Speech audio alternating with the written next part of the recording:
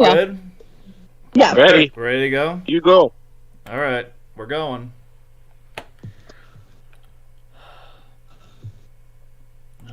It's just another fine Saturday evening here. Yes. Before I forget, because I always forget to do this, I'm going to make sure my video is muted.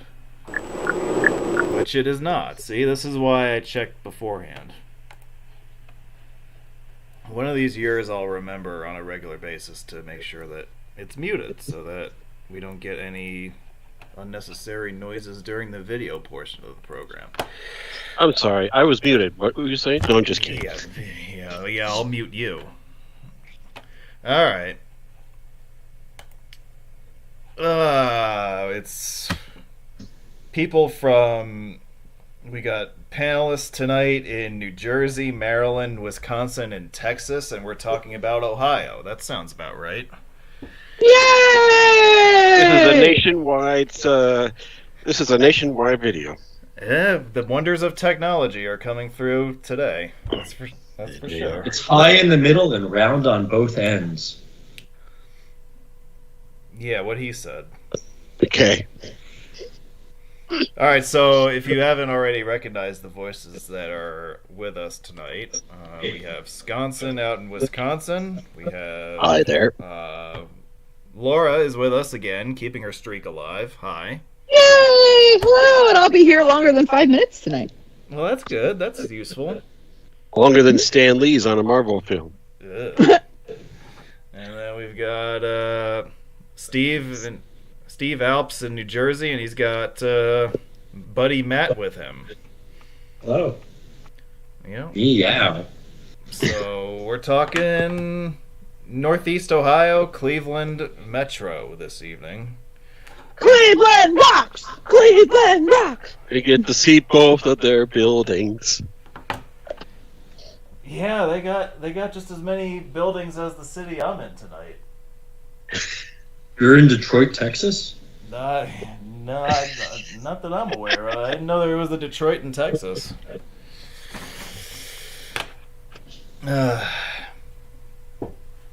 Let's see. Well, while we're waiting for people to file in, I'll get to this announcements bulletin. Travel update, because I am on the road on a cross-country trip as we speak. The trip started on Thursday, and we're now ending the third day of filming out this way. And I started from my home base in New York, flew out to Nashville, picked up the car, and started going west. And tonight I am in Amarillo, Texas. So, Yeehaw! yeah. Route 66. Did you get lost downtown? Yeah, I will say that downtown distributor setup they've got there is pretty interesting. Yeah. I don't understand the point behind it, but they had their reasons. I'm sure, well, somebody thought it was a good idea. So yeah, I'm in Amarillo tonight. I just got done with clinching I-27 and doing some stuff in Lubbock and Amarillo. The drive round trip on I-27 was about 4 hours. That's about 4 hours of my life that I will never get back. But I was out here already, so I figured I would do it. Can you go back one slide? Hey, I mean, Here's something wrong with these interstates. They're not wide shields in Texas. Well, there's the one on 40. Yeah. Yeah, seeing normal things in Texas is unusual. Yeah, see, the newer signs have the normal-looking shields on them. Maybe the Mukti folks decided to enforce on them. And the modern signs have the correct font on them, which is super nice. Yeah. No, everybody's favorite Yes, font, yeah. they're not clear. Texas has this thing about putting regulation and warning signs on the bridges, though. That's the thing. What am I doing? Well, I already told you about my trip. What am I doing on YouTube? I'm continuing with the Oklahoma Turnpikes. I think that there's still a couple more weeks of that stuff still to come, and I think I said that about a couple weeks ago. But I think for this time it's for real. There are a couple more weeks of Oklahoma Turnpike stuff, Oklahoma Freeway stuff, and then it'll be mid-February by the time I exhaust all of that material that is in the schedule to be published. So we'll see what I decide to do from there. But that'll at least give us another month or so of new material. Yeah, while I'm busy out, west collecting even more new material because, I don't have enough new material in my queue to upload. Yay! And by the way, a new road clinch is never a waste of time. No. Yeah. But at least I took 27 from the south and just went through. Yeah. Well, if you think that, you will love when I have a new road clinching session in New Jersey. Ooh! All right. I think we've given people ample time to find us. All right, so Cleveland. In Cleveland. Yeah, there's that song on YouTube that's very popular, and I'm not going to play it because the YouTube gods would ban me if that was the case. But I will give you some information about the metro here. City of Cleveland's population is about 370,000 per the 2020 census. The metro population is about 2.1 million. Founded by a gentleman named Moses Cleveland and his surveying crew in 1796. Moses Cleveland was a brigadier general of the Connecticut militia during the American Revolution. He was a shareholder after the Revolution in the Connecticut Land Company, which purchased land in what is now Northeast Ohio in 1795. This became known as the Connecticut Western Reserve because back in those days, Connecticut, was feeling ambitious and wanted to expand its borders, its territorial gains into the new Northwest Territory after the end of the Revolution. And one thing to note about that is that if you drive there now, especially on the state highways and back roads, it feels a lot like Connecticut because they set it up to match their own state. The names there are more New England than they are Midwestern. There's a lot of Connecticut character left there even now. A lot less left exits. Yeah, well, that's one thing that Ohio got right. So, after this purchase in 1795, Cleveland organized a party, including surveyors and early settlers, and he landed his party at the mouth of the Cuyahoga River in July 1896, and the settlement that was born there was named Cleveland. Now, of course, you will notice that the spelling of this gentleman's name is slightly different from the spelling of the city that we know today, and the most definitive reason that we can find for that was because the original newspaper in town, called the Cleveland Advertiser, had a little trouble fitting all of that lettering onto the top of their header at the top of their page. So they just dropped the A in Cleveland. And so they omitted the A, and somehow that stuck. And they've been spelling it that way ever since. He stayed there even though the river was on fire. Yeah. Well, he wanted the 10-cent beer. So, yeah, we should talk about a couple of other things here. The War of 1812 happened more or less in Cleveland's backyard. One of the more significant battles of that war was fought in September of 1813, the Battle of Lake Erie, between the United States and British navies. It was an American victory, which was spearheaded by Commodore Oliver Hazard Perry, whose famous slogan was, "Don't give up the ship." Speaking of water, the Cuyahoga River, we've been alluding to this before about rivers being on fire, was among the most polluted rivers in America during the first half of the 20th century. At least 13 different fires on the actual river took place until the year 1969. It appears that the fire in '69 was kind of the last straw, and the political activism that took place in the aftermath of that really gave rise to the birth of the environmental movement in the United States. The Clean Water Act of 1972, the creation of the Environmental Protection Agency. In the 50 years since then, the river has made a remarkable recovery. In 2019, the American Rivers Association named it River of the Year in honor of 50 years of environmental resurgence and rebirth. And I should also mention, real quick, there's the legendary Lake Erie monster, which supposedly roams the sea just offshore of Cleveland. This creature has supposedly been sighted many times over the last 250 years, but no definitive evidence of its existence is out there. Supposedly, it is a snake-like creature that's about 30 to 40 feet long and 1 to 2 feet in diameter. So if you see it roaming around, let us know. We'd like to see some pictures of it. Last I heard, it was up in Lake Placid or something. Oh, wait. It gets around, doesn't it? 30 to 40 feet long, huh? Instead of calling it the Lake Erie Monster, we should call it Mr. Snake. I would agree with that.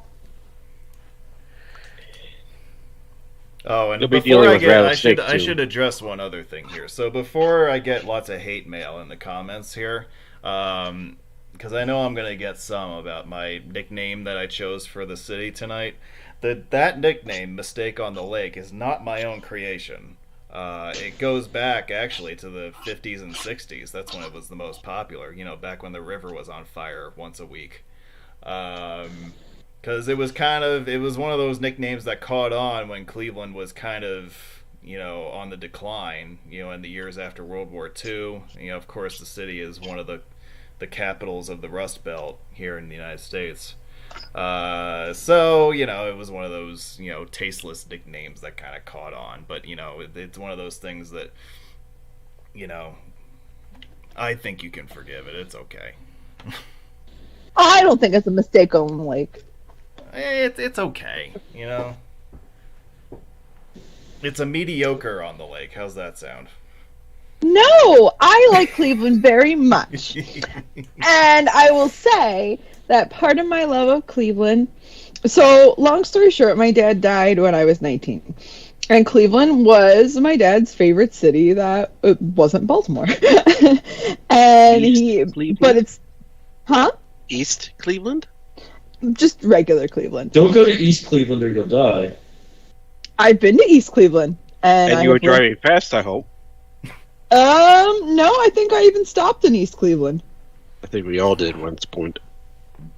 I am not afraid to stop in most neighborhoods that people are scared of in most places. I'm from Baltimore. I've been in every single neighborhood in Baltimore. So take that for what you will. And I'm not afraid. But anyway, so going back to my dad. My dad really liked Cleveland because it was a lot like Baltimore.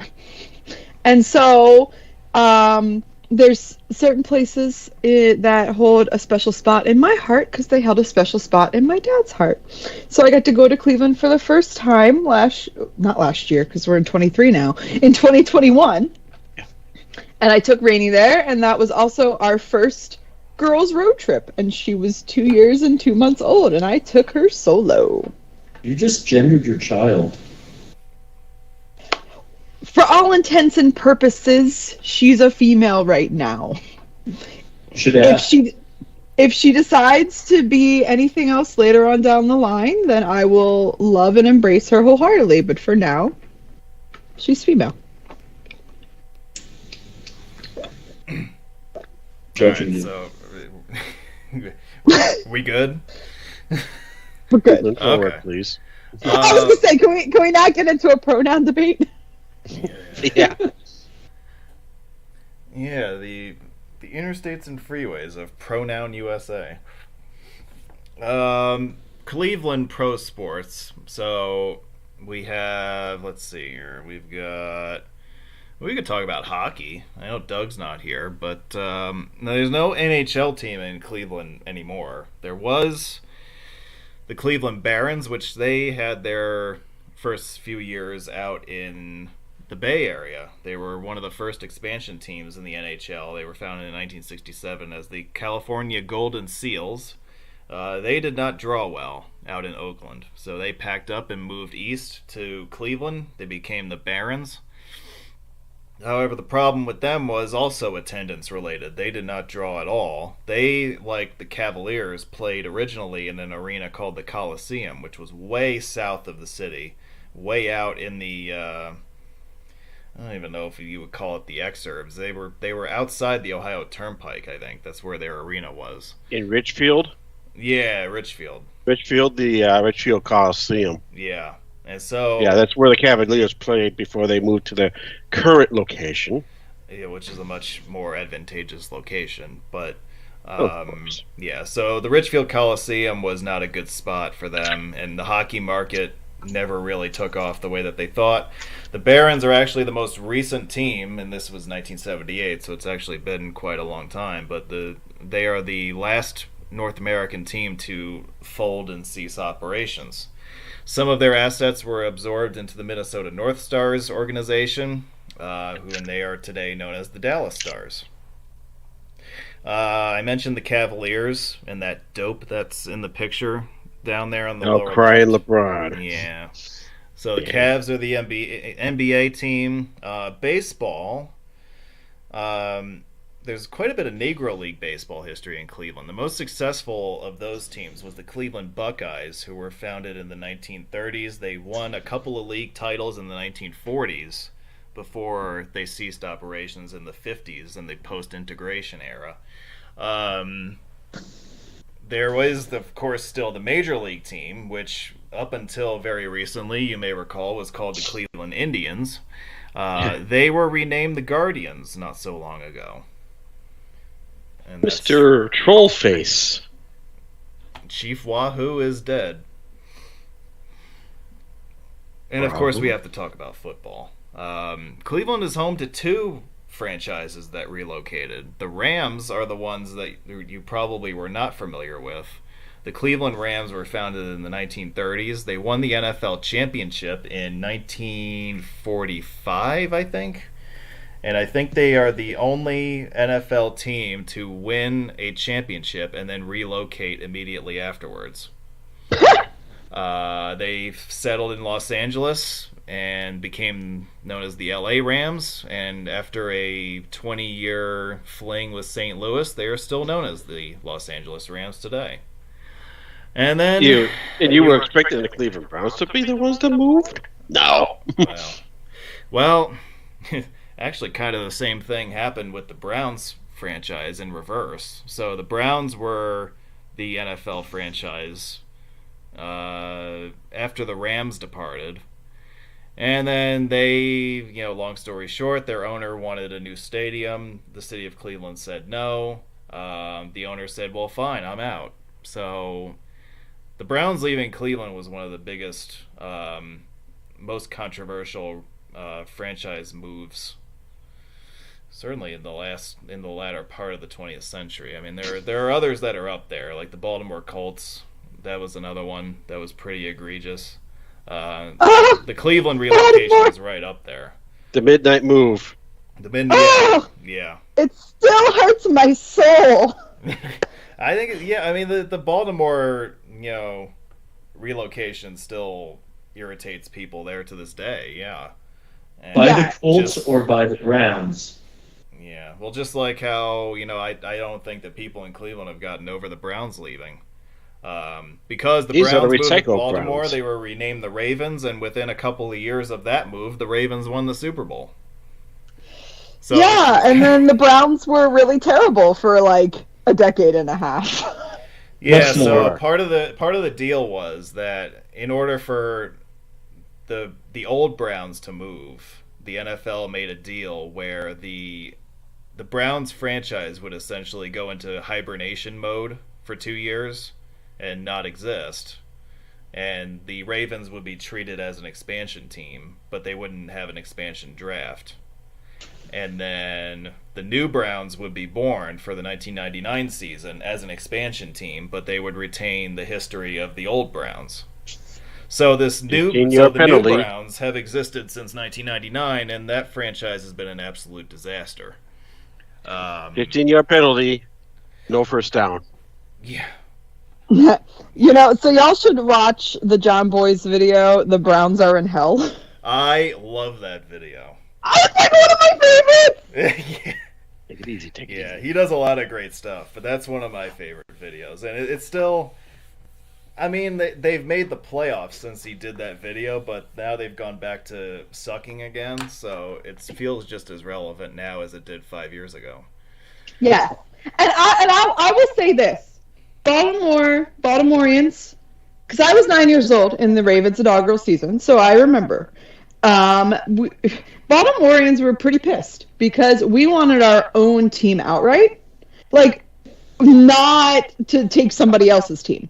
And it really sucked because at the time, the NFL just seemed like, for whatever reason, they just did not want to give Baltimore an expansion team. Like, let's give Jacksonville, Florida a team. Yeah, they gave Jacksonville and Carolina, and before Charlotte became what it is today, they gave them a team. Yeah, right, and that's right, which is going back to the 90s is like baffling. Like now it makes sense, but back then it's like why?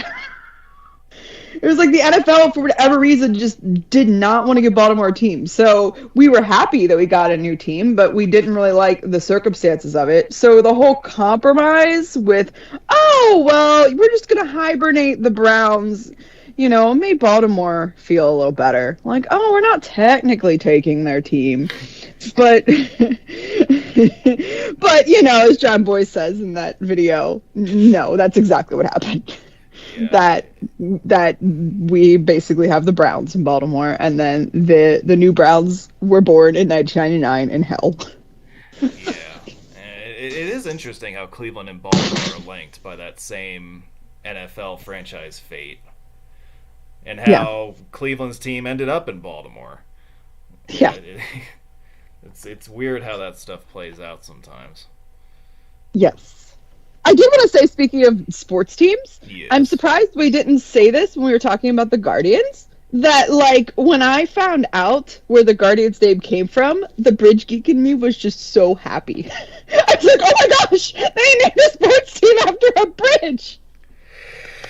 Yeah, the Guardians of Traffic. That's where the name comes from. Yep. That's exactly where it comes from, and it just makes me really happy. We will talk about. Were they in Fort Lee, New Jersey at the time? Yeah, so there are a lot of nice skyline pictures of the city. This picture that's on this slide here I actually took from the Hope Memorial Bridge. Exactly 3 buildings.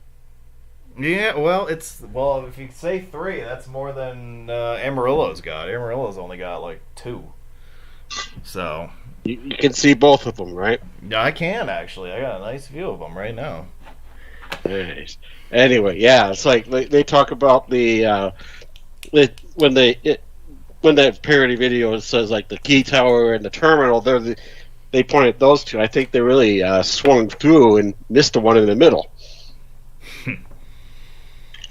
Because there's more than 2 buildings here. I'm sorry. But whatever, it's a parody video. They're just making fun of it. Yep, because that was the thing to do back when YouTube was in its infancy. That video's got to be like 15 years old now, right? Yeah, it's still a 4:3 ratio. I mean, one of them is actually. Unless they mutilated it.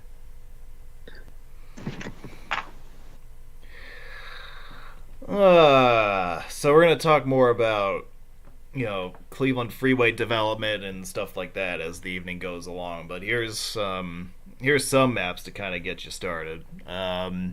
We have planning maps here, like this one from just after World War II, kind of showing the general lay of the land and what planners thought they would need as far as freeway mileage is concerned. And you can see that there's quite a bit here.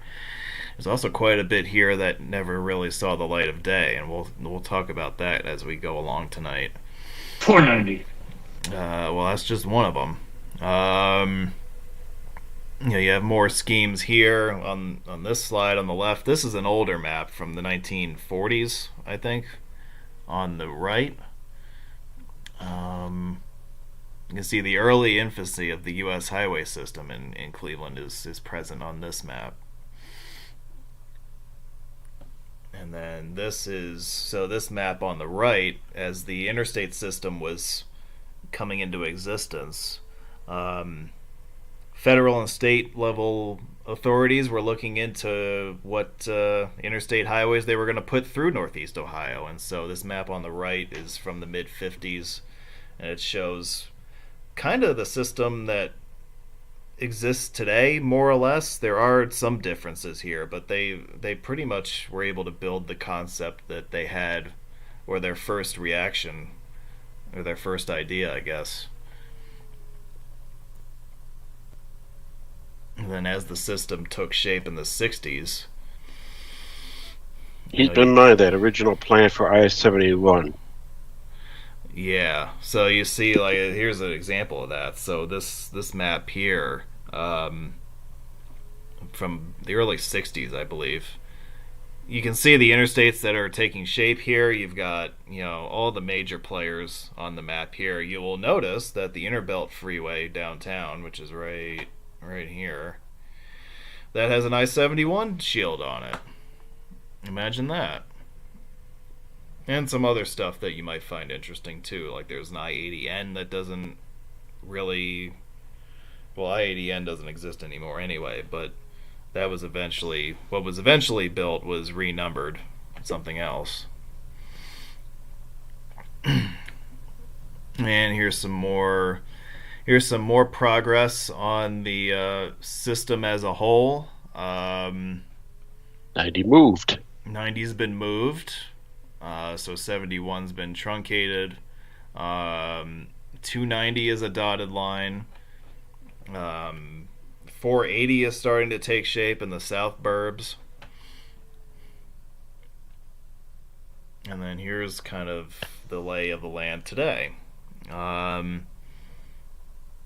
lot of the original concept for the freeway system in Cleveland was built depending on where you were. So the downtown area was largely built to the original concept. The east suburbs, not so much. There was a lot of consideration about what they wanted to do with the corridor that became I-480. Eventually that got built in a different place than it was originally proposed to be built. But all in all, that is the system as a whole, and then this map kind of takes that previous map and blows it up around downtown. This map might be useful for us to revisit later, especially as we talk more about the parts of the system that didn't see the light of day. But let's take off with stuff that did see the light of day. And one of the first big projects after World War II was the construction of a turnpike across the state of Ohio. This project was undertaken in conjunction with similar toll roads that were being developed and built in the neighboring states of Pennsylvania and Indiana. And so Ohio decided that the best thing to do would be to link up those two states by building a highway of their own across the state. The Turnpike, as it was completed in the 1950s, connects the cities of Youngstown and Cleveland and Toledo with the toll roads. I thought they connected the cities of through traffic to through traffic. Well, that too. They do like to put that on their signs also. And every exit you went to exit only. Yeah, right. Yeah, that was another one. So the Turnpike was completed in the 1950s. It was absorbed into the interstate system. It is part of 3 different interstates, depending on where you are. And if you're not following one of those three interstates, chances are you're intersecting the Turnpike on one of the other interstates that intersects it somewhere along the way. So the interstates around the Cleveland Metro, 71 and 77, or even if you're further west on 75, chances are a lot of traffic traveling between either the Northeast or the Midwest and points to the south and west pass through the Ohio Turnpike's vicinity at some point in the journey. So we might say that the Turnpike is one of the many crossroads of the interstate system. Now, for the longest time, one of the things that has irritated drivers is the fact that there's no express toll system on the Ohio Turnpike. It's all toll booths as of right now. However, a project that is currently being built is going to not convert the system into cashless tolling, but they are going to build express easy pass lanes at the two terminal toll plazas at the opposite ends of the state, and also they're going to do some improvements to some intermediate interchanges as well. Not every one of them, though. Not all of them, no. I think only the busier interstate to interstate ones they're going to work on.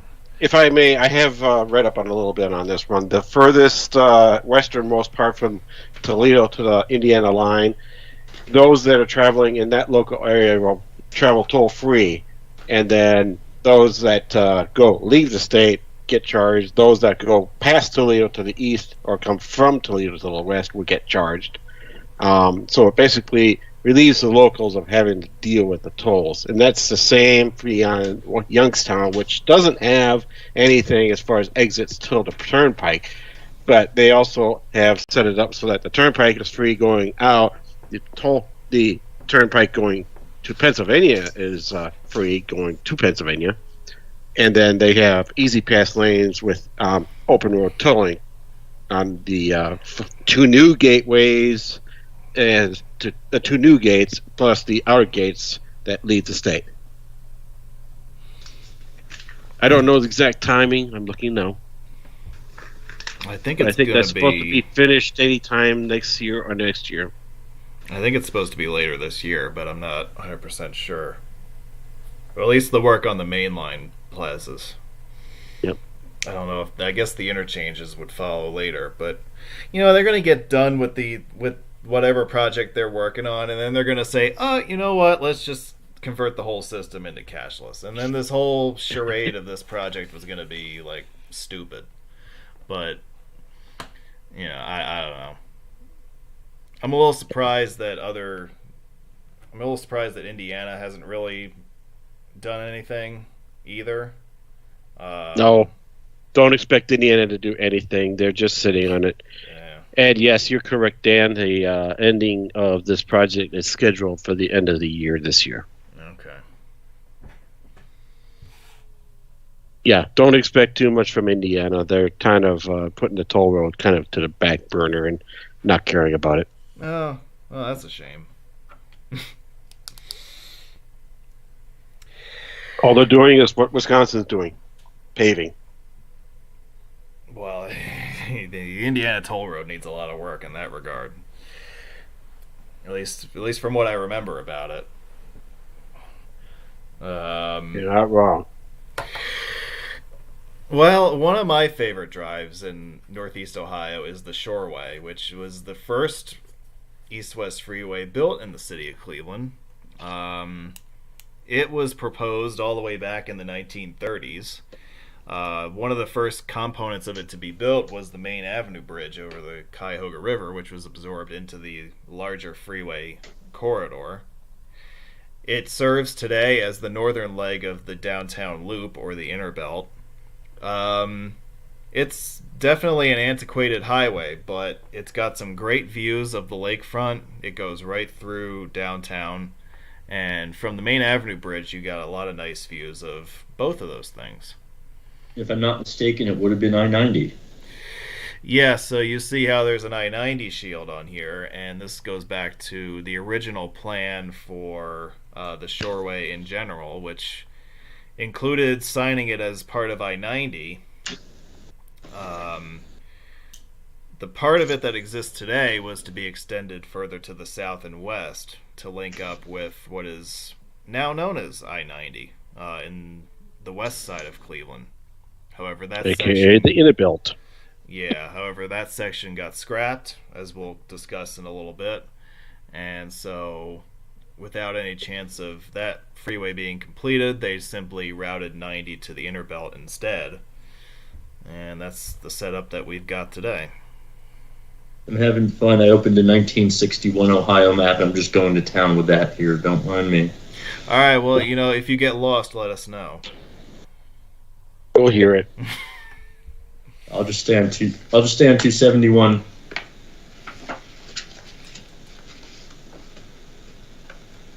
Yeah, so if you were looking at the pictures from the last entry, you saw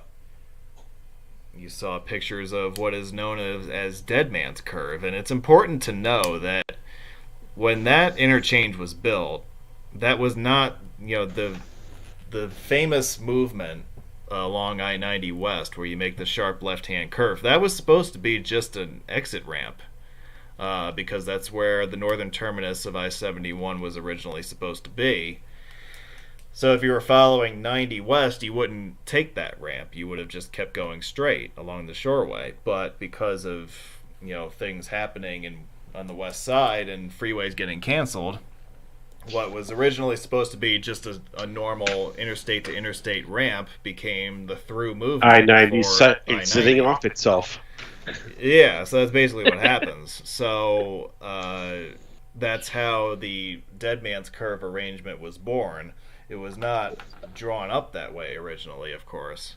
But it is a 35-mile-an-hour advisory curve. I will say this, it is signed very well. They give you plenty of notice. But... Yeah, with lights and everything like that. Yeah, I-90 has a very good habit of exiting off itself throughout its length. It does New York, yeah. Cleveland, Albany, Cleveland, Billings, etc., etc. Yeah. Chicago. Yep. Yeah, so the Interbelt Freeway basically serves as a giant distributor for traffic between the freeways of the metro and the downtown area. You look at it on a map, and there are a few highways that come together there, but there actually were supposed to be even more highways that were supposed to converge, especially on the east side of the distributor network. But the Interbelt was conceived after World War II as sort of a means of distributing all the traffic that planners were expecting was going to be entering the downtown core. Funding for the Interbelt was secured upon the passing of the Federal Aid Highway Act of 1956, which created the interstate highway system that we know today. And it was, of course, originally incorporated into not I-90, but I-71 was the original interstate designation of the Interbelt. The Unbuilt Bridge was completed in 1959, and the freeway approaches on either side of it were built in the early to mid-1960s. It was right around that time that I-90 west of the Shoreway was determined to be not buildable, so the designation of I-71 was switched to I-90 somewhere in that time frame. And that's the designation it carries today. I want to point out something where I-90 interchanges with 490, and that neighborhood is called Tremont. And it's what's very interesting is that I've talked about on many of these shows the themes of neighborhoods being destroyed, a lot of these things being very strategic. Tremont was historically home to low-income, blue-collar workers of various ethnic groups. And it's really no accident you have a major interchange there. And something that I didn't really know until I read the book The Color of Law by Richard Rothstein, is how highways were not just I've talked about how highways have been used to keep neighborhoods apart, how they've been used to destroy African American neighborhoods, but they were also used to destroy integrated neighborhoods and to resegregate people. And so it's just very shocking to learn that that back then integration efforts were also squashed, in addition to low income and minority and African American neighborhoods. So just wanted to throw that out there. Most of what I'm going to talk about today is going to be in the unbuilt highways section, but thought this was an appropriate place to put that. Oh, I know you've got a lot to say. Real quick, the Lakeland Freeway is the continuation of the Shoreway. I forgot to say something. Woo! I'm sorry. That's very important regarding Tremont. A Christmas Story house is also in that neighborhood. So who's a big... That's what you wanted to say, huh? Yes! If you're a big fan of that movie, like I am, if it's one of your top Christmas favorites, I realize we're a month out from Christmas, but, I still have my Christmas tree up. So I like to, carry it through January. But, yes, that is a local landmark in that neighborhood that's southeast of the interchange. Sorry to cut you off, Dan. I just thought that was very, very important to note. Whatever. I take it you're not a Christmas Story fan? I've actually never seen it. Well, you have to. It's a classic. I'm not a Christmas fan, Laura. Yeah. I didn't say Steve had. I didn't say you had to see it. I said Dan had to see it. I didn't say I didn't want to see the movie. I'm just not a Christmas fan. That's fair. Replacing and upgrading the old Lakeland Boulevard was the purpose of the project that became known as the Lakeland Freeway, which carries I-90 east from downtown out towards the far eastern suburbs and far northeast Ohio. That's all I have to say about that. Ooh, I have stuff to say. Okay. Yeah, there is one other thing, right? And then I'll keep saying that. Oh, but wait, there's one other thing, and one other thing. So Euclid is so Cleveland has a lot of really cool planning history. And the first little bit that I'm going to share in regards to very important planning history involves Euclid. Why are my notes not popping up? Yes, so there's a very famous Supreme Court case called Euclid versus Ambler realty site. And basically, this is the court case that established the legality of zoning. So basically how every town and city and rural area, every part of America, the fact that zoning is fully permissible is due to Euclid. And so basically, the brief of it is that in the early 1920s, the Ambler Realty Company owned a bunch of land in Euclid. The land is along Euclid Avenue, US 20. The address is 20001 Euclid Avenue. But basically, they owned about 68 acres of land, and the village of Euclid was like, oh no. Basically Ambler Realty Company wanted to put industrial there, and Euclid didn't want industrial there. So they enacted a zoning code that said you can't put industrial there. And so from there, Ambler sued the village, claiming a loss of property value. Case went up to the Supreme Court, and in 1926, they ruled in favor of Euclid and upheld the constitutionality of zoning and land use regulations by local governments. So the fact that we still have zoning today, almost 100 years later, is due to that particular site. What's really ironic, though, is that the federal government ended up acquiring that site during World War II to build a factory for aircraft engines and landing gear. And then after World War II, it was used as a production facility by the Fisher Body Division of General Motors. And now it is used by Carvana. So it ended up being industrial anyway. Long story short. Well, they tried. They failed miserably. Yes. But they may have failed on that site, but have influenced the way all of the rest of the United States has been developed over the past 100 years. Pretty much Sound like a planner. Wait, what? You sound I like have a plan. I am a planner, Steve! Oh, That's goodness. I didn't think that I would say that on air so that you could bill yourself as a great planner that people should know. I mean, I'm not in the history books yet, because I'm still making herstory. Ha ha, speaking of pronouns. Yay. Somebody needs to create a Wikipedia page for her after the show. Yes. That would be amazing. Somebody do that. Citation needed.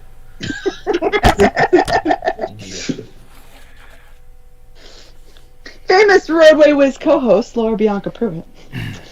Also a town planner. Northwest. So heading west from the Inner Belt is this section of 90, which connects you with the Ohio Turnpike. And then beyond that, State Highway 2 stays as a very popular Shunpike freeway west of there towards Sandusky, and it's also one of the ways that you can get to Toledo. And Detroit. Yeah. I've taken that scenic drive on 2, and it's not bad. The last time I took that scenic drive from Detroit on True, it was rainy and foggy. Well, It was rainy. From what I understand, I didn't miss much. yeah, it's not bad. I think that more shunpiking traffic tends to follow US 20, but so that kind of means that Highway 2 is a little bit. It doesn't have as much traffic on it, which makes it more enjoyable, I think. Never understood that because Highway 20 is pretty much all 2-lane throughout from Cleveland west. 2 gets the traffic along the shore, so to speak. You have Sandusky out there with the best amusement park in the world, and you've got, if you're heading more north, Toledo, Detroit, you may take 2, whereas 20 would be more heading west toward Chicago, perhaps. That's what I'm thinking.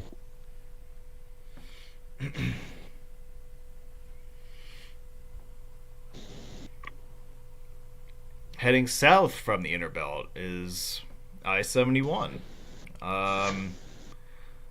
As it passes south, I mean, it's a north-south highway, but its initial stretch as you head out of town is more of an east-west alignment until you get to the airport, which is when it turns to the south. But at that point where it meets the airport access road and the 480 freeway, there's quite a large interchange complex down there that's it can be a little bit confusing to navigate if you're not familiar with the area, so just keep that in mind. 71, longer if we look outside the metro, has a hand in connecting the 3 largest metro areas in Ohio. There's Cleveland, and then south of there is Columbus, the state capital, and beyond that is Cincinnati. I mean, Snoopy, Cincinnati, and Cleveland. And then beyond, if you want to go even beyond Cincinnati, there's Louisville, everyone's favorite city. Yeah, but Ohio State Route 1 didn't go that far. No, it didn't. The Ohio State Route 1. No, I prefer the University of Ohio one. We have to have we have to do a Columbus show next year and have Steve on it, just so that he can swear at the school that plays in Columbus the whole time. Michigan fans will enjoy my presence. Yes. Yeah. If you get Steven Sondor on that panel, that would be interesting. That has to be in person so you could see who doesn't survive. Yeah, there needs to be like a live webcam set up for the two of you. Right.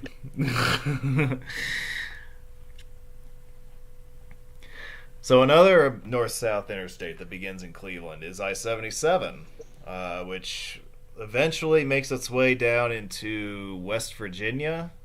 Via the Pro Football Hall of Fame, might I add. Yeah, it goes through Akron and Canton and goes right by the Pro Football Hall of Fame there. And then eventually it'll go through Charlotte, North Carolina, before ending in South Carolina. The Hall of Fame, also known as the Big Orange Juice Squeezer. I don't think I've ever heard it called that. Probably because I made it up. Oh, okay. I thought that's a citrus stone, yeah. Yeah. There are a couple of 4-level stack interchanges. If you like that kind of thing, there are a couple in quick succession along 77. One of them is at 480, and then the other one is at 490. They had to start with 4, didn't they? Coincidence, no doubt. Yeah, it was 2. I think not. Yeah, well. Yeah, so I was telling you earlier about the Richfield Coliseum. I think it's right around this area where 77 meets 271, where the Coliseum was located. And it's like 20 miles south of downtown. So maybe it's not surprising that people in the city were like, there's no way in hell that I'm going to jackass my way down to Richfield to watch a stupid-ass hockey game. I mean, it is kind of a miracle that the Cavaliers even survived. The Richfield Coliseum is actually off of I-71 by the Ohio Turnpike, so you're close. You see, I saw the Richfield sign there, and I just assumed that's where it was. Yep. It was off of 71. It was off of 271. I'm sorry, I got that off. You're wrong too. Okay. Yeah, it's closer to the 271 Turnpike than it is to 77, but it's close enough, so we'll call it that. Yeah. All right. Well, that's fair. I-490, as it is known today, began life as something completely different than what exists today. It had the working title of I-290. Now you're gonna probably wonder what the hell the I-90 shield is doing on this sheet. Now, the city of Cleveland, when they were developing their freeway planning back in the 40s and the 50s and into the early 60s, in some cases, these freeways were designated as corridors that were studied individually. You know, so this highway here, Clark Freeway, which is named for Clark Avenue, had a definitive beginning and an end, just like the other highways in the system that were being studied. The west end of the highway that is technically the Clark Freeway was located at a point where there is an unbuilt interchange between two other unbuilt freeways. The freeway that was supposed to come south from the Shoreway as part of I-90 is one of those freeways. So the Clark Freeway actually doesn't begin at the stack with I-71 and 490. It begins a couple of miles west of there, which is why I include the I-90 shield in here, because technically I-90 is a part of this highway. That's not, required learning for you guys. There will not be a quiz on this after the show, so don't worry about remembering that. But for completion's sake, I decided to include that in there, so that's why you see it there. As it stands today, I-490 is basically an east-west connector between the 90-71 junction and I-77. In the days of the old Interbuilt Bridge, like in the early 2000s, before that bridge was replaced, this highway was a lot more important because it was the I-90 truck route, because heavy trucks were banned from the Unbuilt Bridge at some point. I don't remember exactly when it was, but I remember vividly passing through Cleveland a few times in the 2008 to 2011 window, and there were signs up that said, through trucks follow 77 and 490. I think some of those truck route signs survived even up until about 5 years ago, but there weren't any in existence, when I passed through in 2022.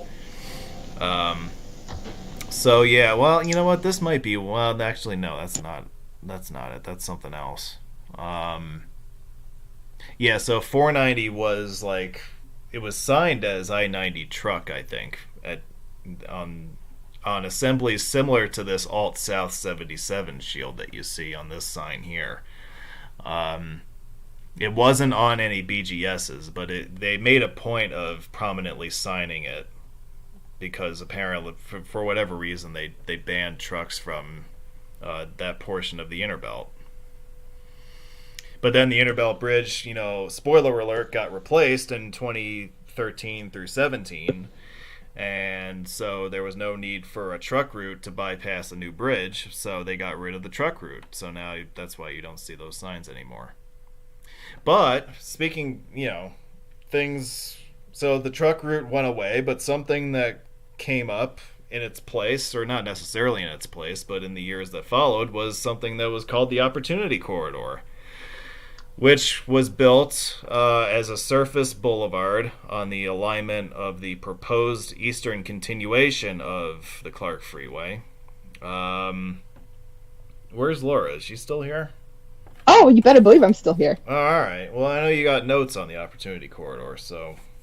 I do. So, now you want me to... the opportunity to talk about it.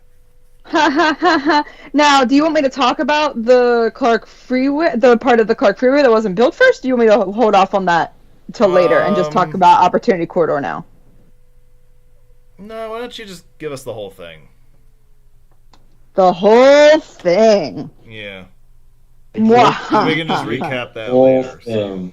Yeah, that's a good idea. All right. So... basically, as Dan had already said, that the Clark Freeway was intended to continue east. Basically, it was going to go through... so it was going to go through Shaker Lakes and Cleveland Heights. And there were also going to be other freeways that it was going to interchange with. But in particular, Cleveland Heights residents and Shaker Heights residents organized and attended community forums to basically stop the road from being built. So, and I guess what's important to note here is that one way that this was done was that in the fall of 1965, there were women's organizations that proposed a nature center on the lower Shaker Lake that, could be, used to preserve parkland, serve schools, and stop the freeway from being built. And basically, they were able to, shift the focus environmentally, especially since a lot of the properties in these neighborhoods were relatively wealthy. So in 1968, there were talks about there being a much more northern route that would only touch the northeast section of Cleveland Heights that would spare Shaker Lakes, but then that angered officials and residents of Richmond Heights and Highland Heights. So, oh shoot, I don't have a year here. But Cleveland elected its first black mayor, Carl B. Stokes, in the late 1960s, who was very much against, there being more highways being built to not just drain residents away from the city, but destroy neighborhoods.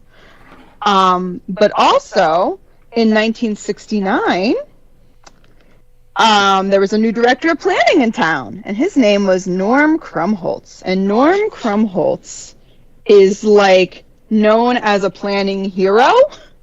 I studied him in school. He's like a household name in the planning world because he is who basically came up with the term equity planning. And the idea behind that was that it's fundamental and essential for the neighborhoods themselves to be able to express their wishes, and not planners, even planners with the best of intentions, to impose his or her view of what the neighborhood should need. So he basically took the idea of advocacy planning and took it to the next level. The idea of, and I quote, planning the most for those with the least. And so ultimately, Norm Krumholtz, he worked for the planning department as director for 10 years, from 1969 to 1979. He was behind the 1975 Cleveland Planning Commission's 1975 policy planning report, which all this stuff today seems very like, oh yeah, of course, we talk about neighborhoods and community planning and, the social planning side of urban planning. But that was all very new and revolutionary at the time.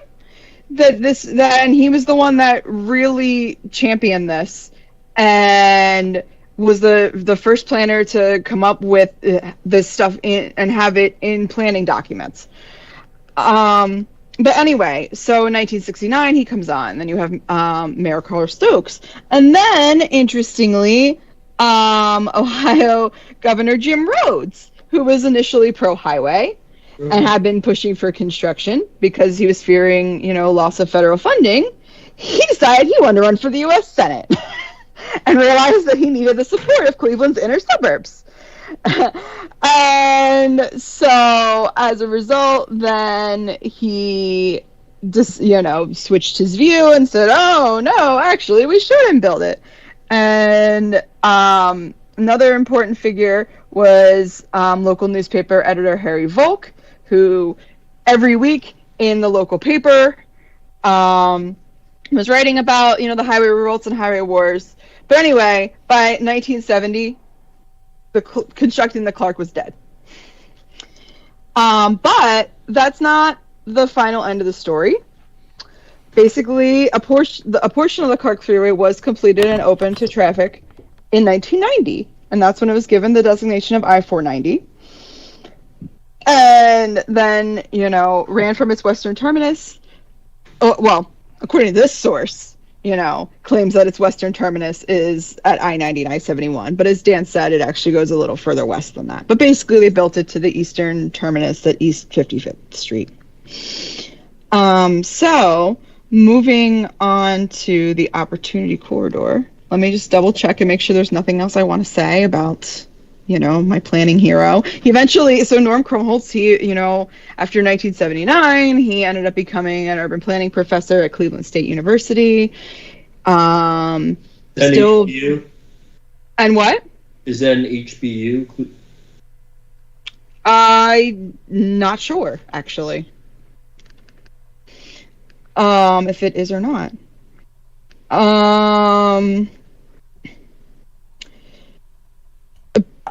But let's see. Oh yeah, so Norm Krumholtz, took on the ideas of Paul Davidoff, who was the one who coined advocacy planning in the mid 1960s, and basically, Davidoff later said that Norm Krumholtz was his hero. So heroes inspiring heroes. Opportunity Corridor. So basically, in fall 2000, ODOT started doing studies to figure out alternatives for new construction. They were looking at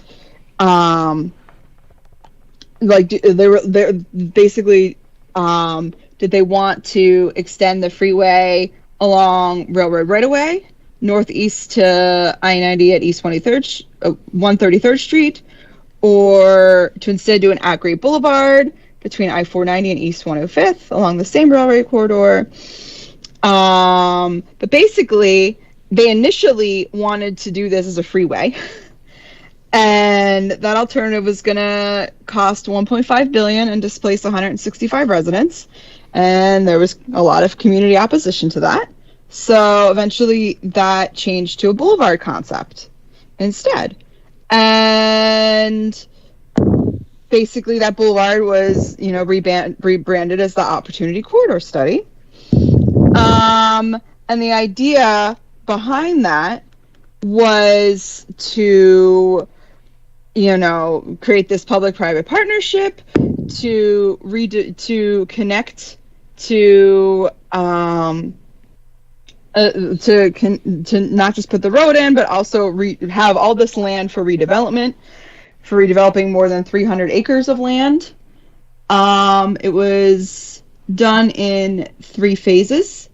Basically, the first phase was upgrades to East 105th Street from Quebec Avenue to north of US 322 Chester Avenue.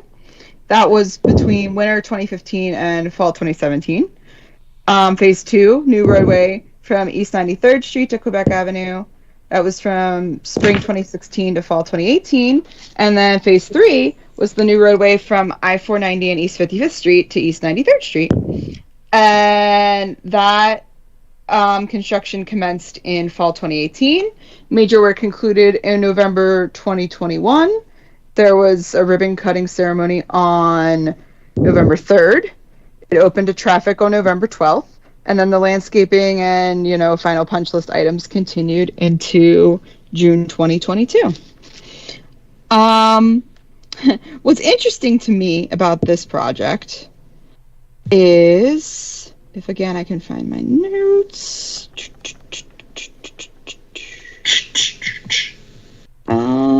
Where is it? Here.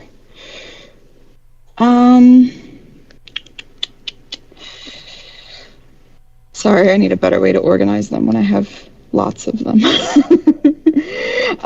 So what's kind of interesting is there's a lot of criticism about, putting in the Opportunity Corridor for a lot of reasons. And what's very striking to me about it, and what's very interesting, is that Cleveland was actually lays claim to having the first public housing in the late 30s, early 1940s. Also, some history of some failed urban renewal projects, including in the Gladstone. Is it the Gladstone neighborhood? But what's really interesting to me is that when you look at what this project is on the surface, it's like a 2010s version of an urban renewal project. The idea of, we're gonna basically redevelop all this land and clear it out, and we're gonna connect this road for commuters, people outside the neighborhood, to be able to get easier to Cleveland Clinic and University Hospital and the University Circle area.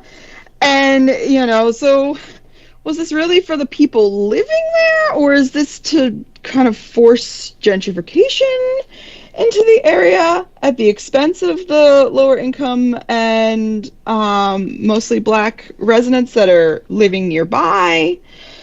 It's so that's worth a comment there, unfortunately, because that can get someone into trouble.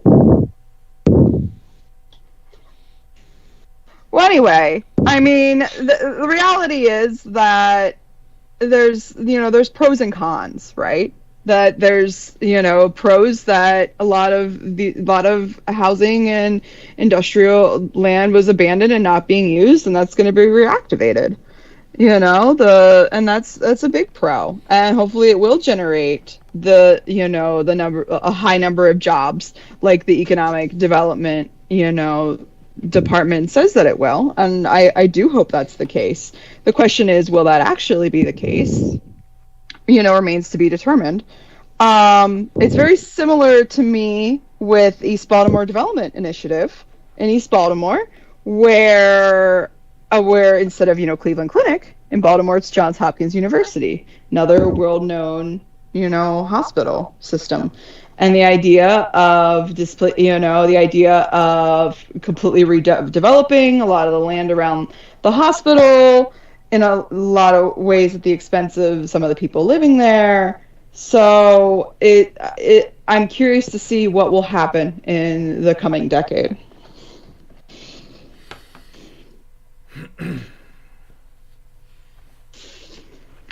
But yeah, my other concern is that a lot of the development plan calls for these big super blocks, and sometimes in Rust Belt cities, that's not the most effective way to do development. It's better to try and give local businesses much more smaller loans, more manageable loans, rather than try and attract these bigwig companies that may not ever come and the land sit vacant. So that's my thought. Low interest loans to smaller companies already in Cleveland, I think, would be a better, with smaller lots. But we'll see. Hopefully it will fulfill its goals.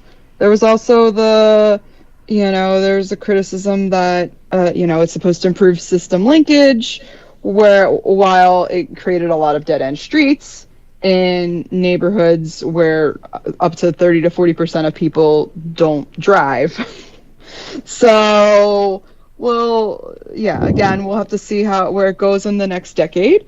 From a road geek perspective, on a, I guess, cheerier note, it was a fun road to drive. I got to drive on it before it was open. Rainey and I did. And explored the area. And it's very promising. The road's beautiful, and it's very promising. I really hope that it does attract development and bring some new life to that part of Cleveland. What earned you that right? That's an amazing one. Wait, what? What earned you the right to drive it? It's impressive. Nothing. I just did it. She took the right for herself. I did. I was there in August, and pretty much all of the road was drivable at that point. I mean, it wasn't done, but I mean, it was all pretty much, paved. So I just did it. Remember, Steve, Nice. a barricade there doesn't mean anything. So now I'm going to get off my soapbox. The one thing that I kind of observe about this from Google Maps here is the Cleveland Opportunity Corridor really just opened up a little bit of local stuff like this. It really doesn't serve, from my perspective, anything except for like a shortcut to US 20, which basically puts you into Northeast Cleveland. And pretty much, besides what Laura was saying, is you got to see what happens over the next decade. It really, I can't really say how it's going to turn out. Yeah, and maybe it'll take even longer than a decade. I mean, I know that the EBDI in Baltimore, that's really been like a 20-year effort, to where it's been like 20 years and you're finally seeing more developed spaces than not. So it could take a very long time. But I hope that the results are good. I hope that, that lots of jobs come in, and that people currently living nearby get to continue to live nearby. If that's their choice. Back to you, Dan. Okay. Thank you, Dan, for my soapbox, by the way. I really pleasure. appreciate it. Let's talk about some other stuff here quickly. Jennings Freeway was one of the last segments of the Cleveland Freeway system to be built. It was completed in 1997, I think. It was a missing link that was a dotted line on maps for a long time that connects I-480 with the 71, 90, 490 interchange just south of the Inner Belt. It's the lone section of double-deck freeway in Cleveland. Also, if I go to this next slide in the upper left picture, you'll see what I mean. That's Was that easily supposed to the be most. the original 71? What's that? Was that supposed to be part of 71 at one point?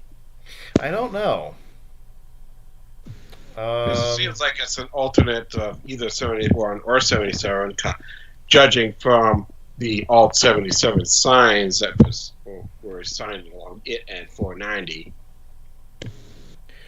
Yeah, like 71 was always meant to take a jog to the west. So I don't know if this might have been an early iteration of a plan for 71, or if there was an idea for 77 that utilized this right away briefly. Eventually it was developed as its own thing, independent of the interstate system. But and there were stubs for this for a number of years, because I think they built some pieces of it in the 60s, and then they sat unused until the 90s when they finally finished out the highway. So like 490, which had a lot of stubs on it until that highway was completed, the Jennings also was sort of a half-built, unopened road for a number of years also. This road was totally built and is not abandoned in any sort, and that is I-271. We talked about the Richfield Coliseum. We've mentioned it a couple of times on this show, but it's here on this slide one more time.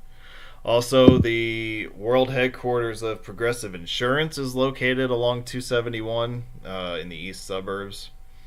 If you're north of 480, there's a very lengthy express local roadway configuration.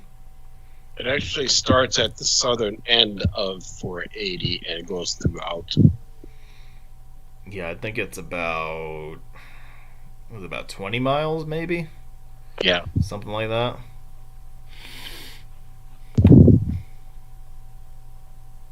Yeah, so that adds a little excitement to your journey if you're passing through the east suburbs. Yeah, and then there is the brief overlap with 480, which was one of the only multiplexes involving two three-digit interstates in America. I can't think of anything other than this pair. Now there is, but not then. What is there, Steve? Down in North Carolina, they've introduced 785 and 840. Yeah, and there's... That was the only reason, though. And So long that this one had been the only one. I think it was the only one for a long time, but there have been a few recent additions. Yeah. But yeah, the two that Steve mentioned in North Carolina were the two that came to mind for me also. But I think there are other ones too.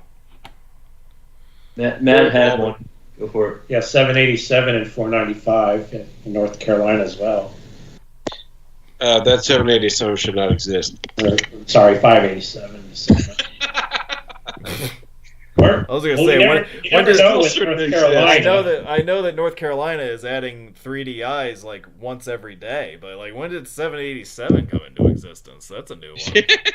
It's in Albany, North Carolina. North Carolina is adding 2DIs once every day. Oh, yeah. They have good steamed hams in Albany, North Carolina. I heard. I'm from Utica, North Carolina. I've never seen such a thing. The 480 South Outer Belt Highway runs east to west. It ends at the Ohio Turnpike at each end, and then it kind of heads north from there into the South Metro. There is a point on this highway known as the Valley View Bridge, which is for whatever reason, it's a hotbed for traffic crashes. When I was out there in August last year, I was in Cleveland for 3 days, and every single day there was a big crash on this bridge that you see here. I I don't know if it has anything to do with the construction that's going on right now. They are currently widening the bridge to provide additional exit lanes at the 480-77 stack, which is located just to the west of this bridge. But it's got a nice view on it. You can see the downtown skyline about 8 miles to your north from the bridge itself. So there's that. And then there's also this issue of 480N, which technically exists. It is posted on mile markers. This is a short spur connecting the 480 main line with the US 322 I-271 junction. So this interstate technically exists and is on the books, which makes it a very rare version of a 4-digit interstate.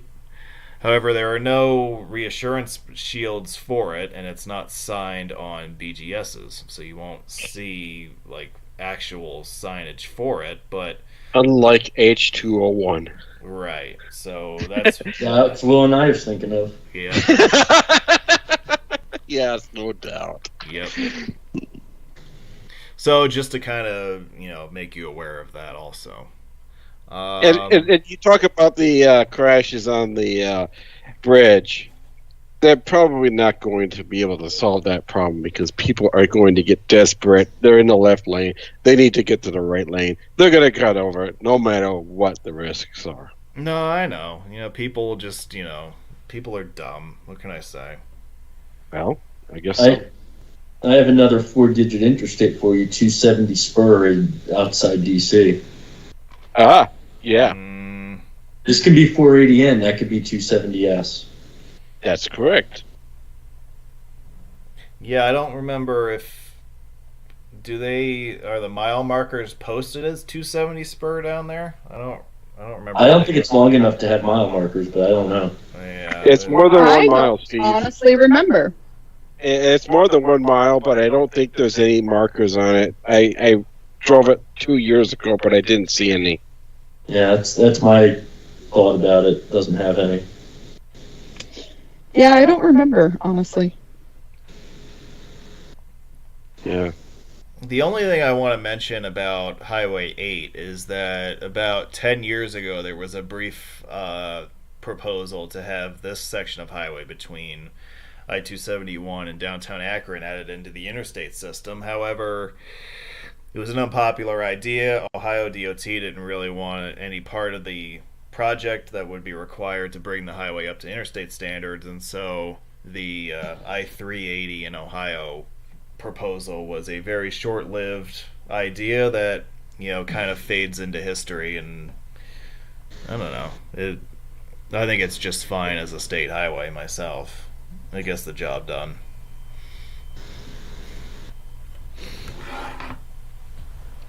All right.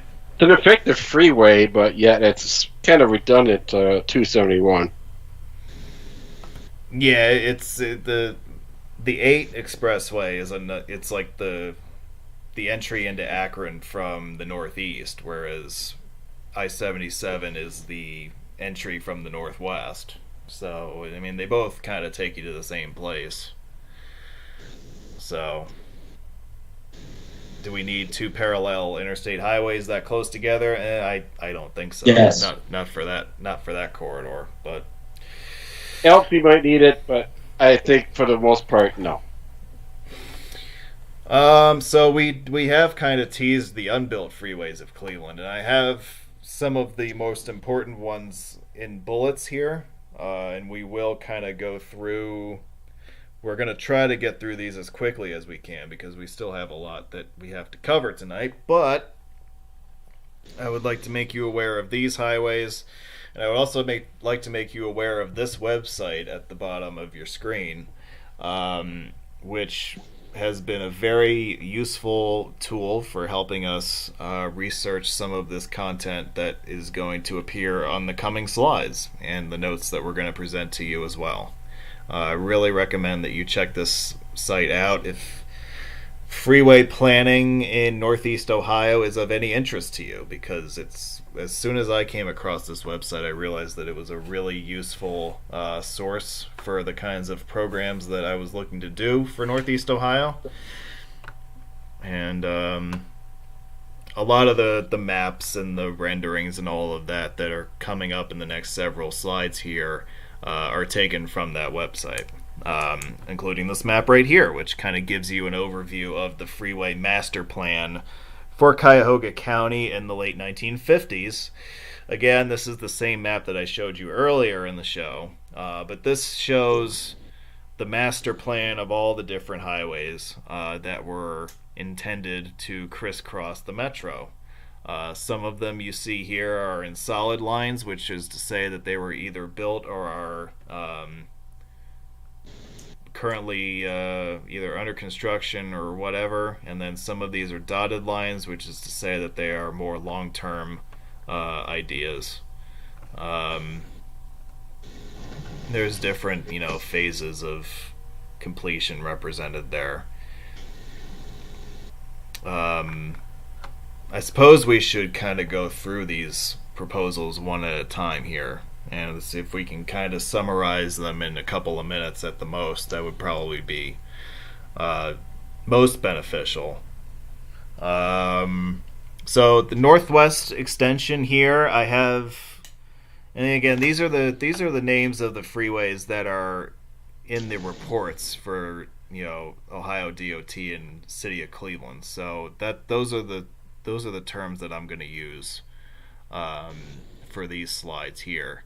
So the northwest extension it accounts for that section of I-90 that was not built on the west side of Cleveland. So between, say, the end of the Shoreway heading down to connect with 90 heading west from town. So that piece of it that wasn't built was included in this proposal here. We have a couple of different renderings here. See, this is one of the reasons why this website is really cool, because it has all of these detailed renderings of all the interchanges, the freeway to freeway ones anyway. So there are two different renderings on this slide. So the one in the lower left is showing the Shoreway coming in from the lower left and exiting to the top, and then this is the Northwest Freeway spur joining in. And you notice what you see here is that the main movement here is what ultimately was proposed to be I-90. That is the triple roadway that's moving through the center of this interchange and taking the hard left turn to the southwest. Now this rendering in the upper left is where you would have had the south end of this highway meeting the east-west, northwest, and Clark freeways, just to the south of that. Amazing how they still even exist today. Yeah, I mean, there was a lot that was built in Northeast Ohio, but it's amazing to think that there was so much more that could have been built also. Mm-hmm. Laura, what notes do you have on this stuff? Because I kind of want to have you talk about this stuff also. I mean, to be perfectly honest with you, most of what I had was on the Clark Freeway. Okay. Yeah, because I can just kind of run through these and just kind of show people, because, I mean, you see how these slides are set up. So, like, for each freeway, there's a highlighted section to show where it was going to go, and then there's a couple of renderings and all that stuff. But I think that the thing that's important, because again, this is an overview show. It's not, we're not going to be doing, Pythagorean analysis on every single one of these highways.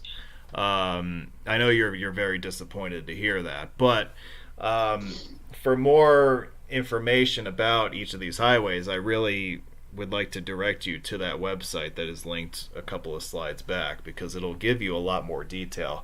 See, when I was doing some of the research for what renderings I wanted to include here, I kind of went down the rabbit hole of trying to figure out what to include and what not to include, and I very quickly realized that there's arguably enough just for a show by itself, just with all the stuff that is on this site related to the Cleveland Freeway studies of the late 50s and 60s.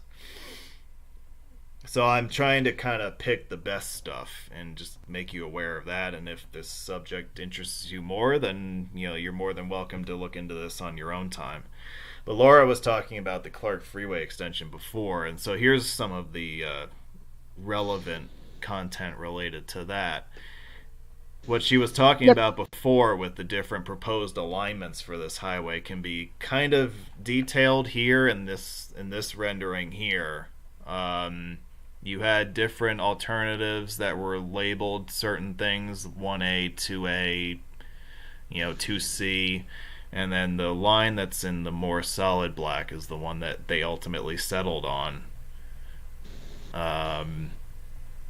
And I'm sure that this was not unusual in the city. Yeah, when you're proposing highways in urban areas, you have different alternatives anyway. That's just kind of how these things go. So, the Clark extension to the east was no exception to that. Yeah, although I do want to clarify something from earlier, because I had mentioned, I had talked about, the efforts in Cleveland Heights and, the nature preserve around Shaker Lakes. And those were the wealthier areas, and as you could see on the map, that's where you start to see all these separate alignments come in. The more historically black neighborhoods east of 55th Street, those you see there are a lot less alignment options.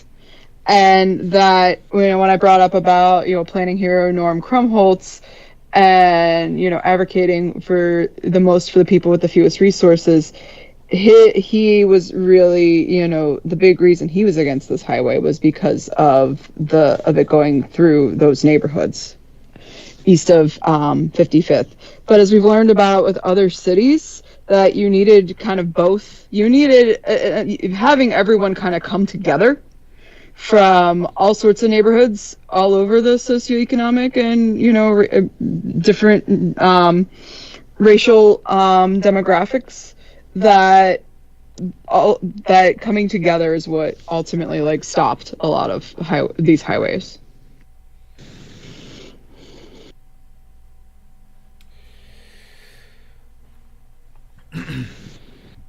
Yeah, so as we continue along here, and again, this is kind of just an overview here, but you have more interchange freeway to freeway junctions here. I believe this is where the Bedford would have intersected the Clark extension. Yes. The thing that's really interesting about this proposal is notice the air rights usage above the highway in the background there. There were multiple highways on the east side of Cleveland that were proposed in such a way that they could accommodate development above the highway. And this highway was one of those. So what do you mean by air right usage? Well, so in this rendering here in the upper left, you can kind of see how the highway exists in a trench, and then you have the buildings built atop the trench. Oh, okay. So yep. That's a pretty classic urban air rights setup there. Yes. And like I said, there are other examples of that too, I think, in this sequence here. But yeah, as we make our way through. Okay, so now here are a couple of highways that were really ambitious. So remember how I was saying that the inner belt was supposed to it was designed to be kind of a big distributor between all the big freeways that were converging downtown. Well, there were even more freeways that were supposed to converge into the inner belt area, especially on the east side of the inner belt, and this is one of them.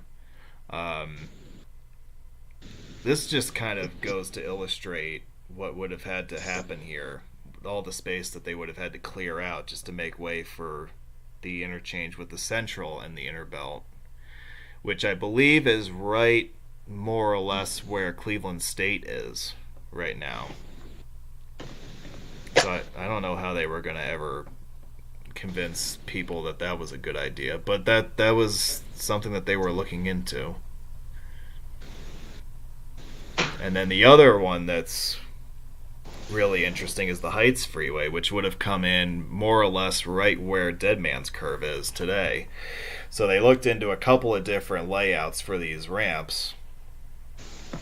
Building right atop Dead Man's Curve was one option, and then staggering the interchanges so you sort of created like a triangle at the top of the inner belt instead. See, it's crazy. Like, you know, we look at the Cleveland system today and we think that there's a lot of impressive stuff, but like, you know, if they had been able to build this, I mean, this would have blown all that stuff out of the water, I think. It's just so interesting from an engineering perspective. And then speaking of stuff that's really interesting from an engineering perspective, probably the single most spectacular element of the Cleveland freeway system that never saw the light of day was this, the Chagrin Valley Bridge, which would have been built along the Heights Freeway out in the far eastern suburbs at Chagrin Valley Park. This was just one rendering that I found online. I don't know if this was the definitive concept that they wanted to build. It does look a little bit sensational if you ask me, so I don't know if this was like a very early draft of a possible design. But you talk about extreme engineering for the 1960s/70s, and this definitely comes to mind. I think it's interesting that their first inclination was to build a twin span here. Something like that would not survive an earthquake in any way. Wow. It looks sort of Blue Ridge Parkway, but freeway. Yeah, it's kind of... It's got a little bit of Blue Ridge in it, a little bit of Natchez Trace in it, but it's like blown up into huge, huge scale, That was going to be I-82, right? Could have been. Yeah, if this, I just tell you, we need another split interstate. This would have been on the cover of the Ohio DOT calendar every year had they been able to build this bridge. That probably would have been the highlight for sure. To our chagrin, it was not built though. That's too bad. Well, let's talk about some bridges that were built. And we are going to deal with a lot of the bridges on the Cuyahoga River, but we're only going to deal with the ones that are from the inner belt on up to the lakeshore, because there's a lot of them that we could deal with and we could talk about. Again, if I really wanted to make an entire show devoted to bridges, I could probably do that just with the river bridges. But let's just deal... Even the Ohio Turnpike one was worth it. That one's not bad either. No, but like you said, within the inner belt. Yeah. So let's deal with the ones that are on the screen. I've listed out the ones that we're going to discuss somewhat here on this slide here. And I am going to... Yeah, my phone's being stupid right now. Okay, we're good. Alright, so... The original Interbelt Bridge was built in 1959 as part of what became the Interbelt Freeway. And that bridge reached the end of its useful life in the early 2000s and was replaced with this. The George Voinovich Bridge, which was completed in 2 stages. As you see, it is a parallel span. It was completed in 2013, I believe. The first bridge was completed that year, and then the parallel span was completed in 2016. The bridges are named for George Voinovich, who was mayor of Cleveland in the 1980s. He served 2 terms as governor of Ohio in the 1990s, and then 2 terms as U.S. Senator from Ohio in the early 2000s. all accumulating to a sum of 46 years in public service. The New York, Chicago, and St. Louis Railroad Viaduct. Dates back as far as 1882. It was significantly rebuilt in the early 1900s to accommodate heavier locomotives and heavier train payloads. The vertical lift span that you see today is a relatively recent change to the structure. It was added in 1957. So that is not the original movable span. That is a bit of an upgrade. Alright, now we were talking about the Guardians of Traffic before, right? I told you we would talk about them. So, Yay! So here they are. The Guardians of Traffic were the idea of a gentleman named William Henry Hope, who was a local stonemason, and he helped to oversee their creation for this bridge. There are 8 of these statues, or sculptures, on the bridge, and they depict progress in transportation history. There are 8 different vehicles that these that are depicted here. The bridge itself was completed in 1932. It was originally known as the Lorraine Carnegie Bridge, and it was Yay, renamed. Lorraine. It was renamed the Hope Memorial Bridge in honor of Hope. William Henry Hope.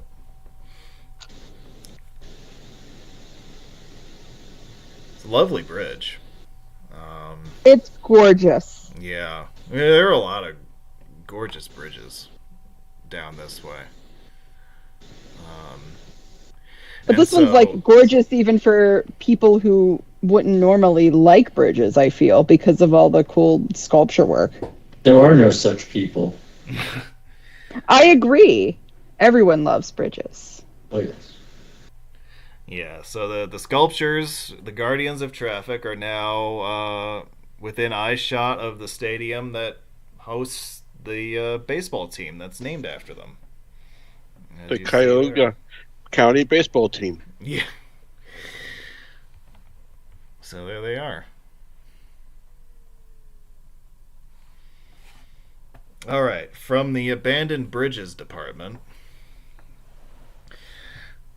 This vehicle bridge at Eagle Avenue was built in 1931. It has been abandoned, and it was closed and abandoned in the raised position. The roadway approaches to this bridge were demolished in 2005. There is no timetable for the removal of the remainder of it or the restoration of it for use of any kind. So it's just kind of sitting there.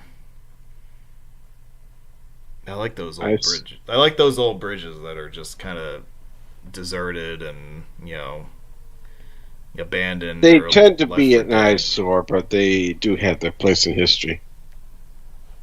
See, I think that if you wanted to spice this up a little bit and repaint it and put in stairways and open it up for pedestrian use, put a rooftop bar on it or something like that. That'd be kind of cool. That would be awesome. I mean, because the way these bridges were built, these bridges in the early 20th century, they're built to last, a couple hundred years. This bridge, if they don't tear it down, it'll stay standing just like that for the next 100 years. It's that structurally sound. And that's part of the reason why they won't demolish it, because the expense involved in doing that is just, it's more prohibitive than just having it sit there when it's out of everybody's way and not, harming anything. Yep. I agree with that. Until the gears fail and the whole thing comes crashing down and the river catches on fire. Of course, it's Cleveland. I like these mechanical-looking lift bridges. We have a couple more of them. Do we have any other abandoned roadway bridges to talk about? Well, we've got a couple more abandoned ones at least. Okay. They're not exactly roadway, though. Well, there's a roadway one that I didn't look like was covered, so perhaps we should talk at some point, but I'll let you go. All right. Well, anyway, this one on Carter Road was built in 1939, and the railroad bridge companion is another one of these bridges that has been abandoned in the open position because after the deindustrialization of the flats around the Cuyahoga, a lot of the railroad lines in this area became disused, and the infrastructure kind of remains in place in the form of these grand bridges that were built for the railroad industry, but not much else remains today. The flats. Yeah, speaking of which, here's another one. Again, abandoned in the raised position. This one was built in 1953, and I believe it has spent more time over the course of its life being abandoned than being useful. I think if you calculate it out, I think that's about right.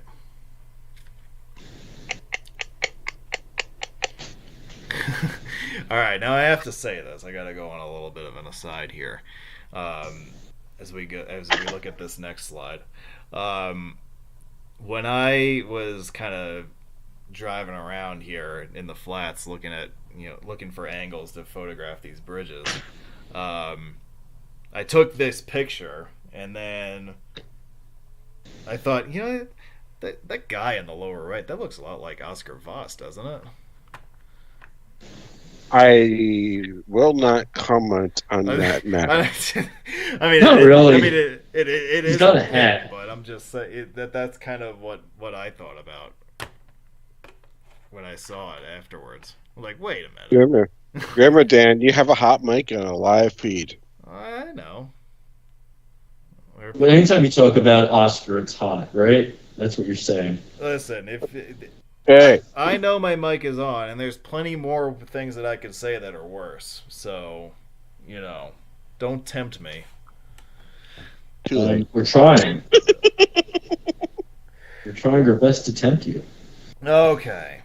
So, one of the sister bridges of the Carter Road Bridge that we saw earlier was the Columbus Bridge, built right around the same time.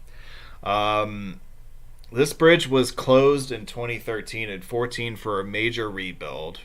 In fact, a lot of the steel work on this bridge is reflective of the 2013 and 14 reconstruction and is not original to the bridge. But a lot of the idea was retained. It is a vertical lift bridge that is still operational. This was probably a bridge. Laura, if you recall, this was a bridge that we were standing next to for half a day in 2021. Is that correct? Yeah, that was in the meat restaurant, Yeah. to the right of that picture. Yes. Yes. Oh, okay. Right, because you guys had the walking the walking tour, right?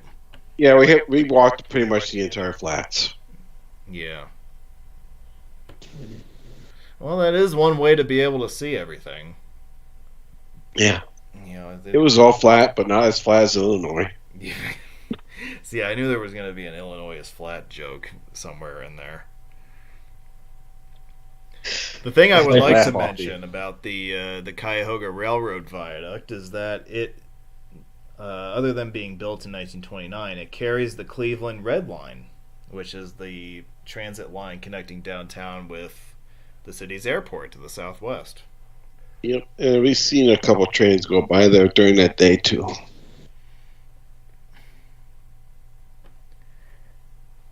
Detroit's Superior Bridge was built in 1914 through 18. Now you might look at this and say, well, it looks a lot like there are two levels on this bridge. Well, that is correct. It is a double-deck bridge. And speaking of transit systems, the lower deck was originally used for the Cleveland subway, which ran from 1917 through 1954 on a set of tracks on that lower level. The subway went bust in the 50s. It was replaced with, diesel-powered bus service instead of, electric train service. The tracks were abandoned, and the lower level of this bridge has not been used for anything constructive since then. I have heard that there are occasionally tours given for the old Cleveland subway. A couple of the stations that were built still are kind of kept in some decent condition for exploration. So if that kind of stuff interests you, I don't know how spectacular it is compared to, say, like the old Rochester, New York subway or the Cincinnati subway or stuff like that, but there is some old subway infrastructure still below the streets of Cleveland also.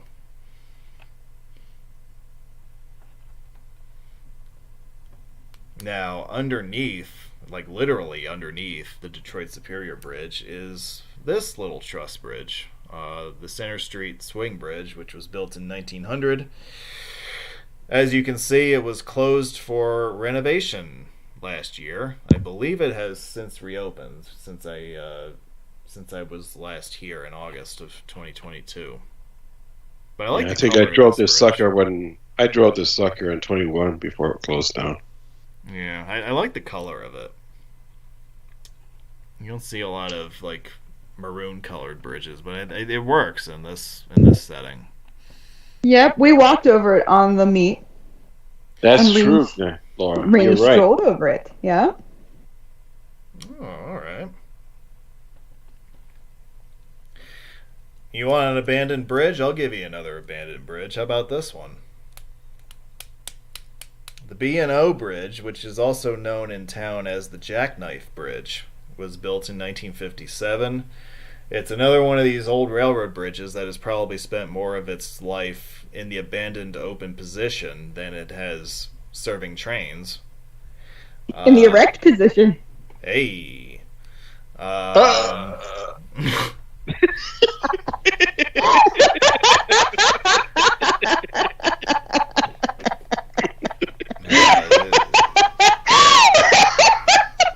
She couldn't help herself. I couldn't.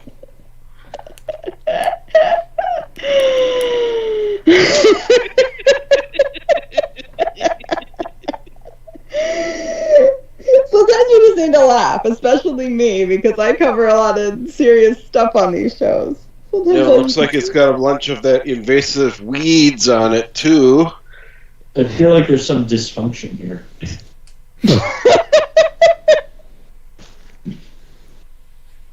Yeah, no doubt.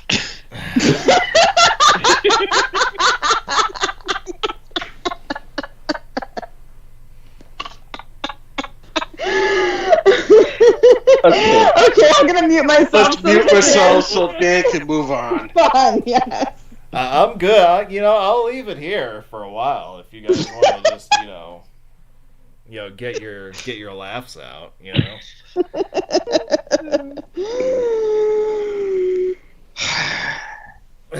All right. Very trustful. Let's try to regroup here. All right. Last bridge I'm going to talk about is the Main Avenue Bridge, which we talked about before when we were discussing the Shoreway. Built in 1940. It is notable in recent years for receiving a couple of lengthy rehabilitation projects. The first one in 2007, the second one in 2013, both of which were undertaken in response to the collapse of the I-35W Mississippi River Bridge in Minneapolis in 2007. This bridge is classified as a fracture-critical and structurally deficient crossing. So it has some of the same design characteristics as that bridge out in Minneapolis. And so there was significant time and attention given to this bridge in the years after that collapse to ensure that a similar fate did not take place here. It still can. It's a nice looking bridge. I like the color. Another bridge that I like the color of. That blue is very pretty. Is It's a very pretty blue, I agree. Is it time for you to mention that other bridge that you didn't present here? Well, it's not the one that's coming up on the next slide, I don't think. That one, yes. I don't know what's coming up on the next slide, but A very important bridge is coming up on the next slide. we will talk A about very that important first. and abandoned bridge. Let's start with this one. Go ahead. All right, so it's kind of hard to believe, but of all the bridges in Cleveland is a city rich in bridge history, as we've kind of started to let you in on. But there's only been one suspension bridge ever built in the city of Cleveland, and it is this bridge, which was built in 1930. It's known as the Sidaway Bridge because it connects both ends of Sidaway Avenue across the ravine that separates the two halves of the street. There's a lot more. Yeah. Oh, go on. Well, I was just about to turn it over to you, actually. So. Oh, perfect. Yeah. So yes, the bridge that you see was built in 1930, but there was a bridge that preceded it that was built in 1909. That was, it was a massive 675-foot long pedestrian trestle bridge to better connect two neighborhoods of immigrant factory workers so they could access more jobs. And it was rebuilt 2 decades later because the bridge obstructed train traffic. And so that bridge was in pedestrian traffic resumed on it until 1966 with the Hof? I don't actually know how that's pronounced. Any locals in the chat, let me know. I believe it's like Huff riots.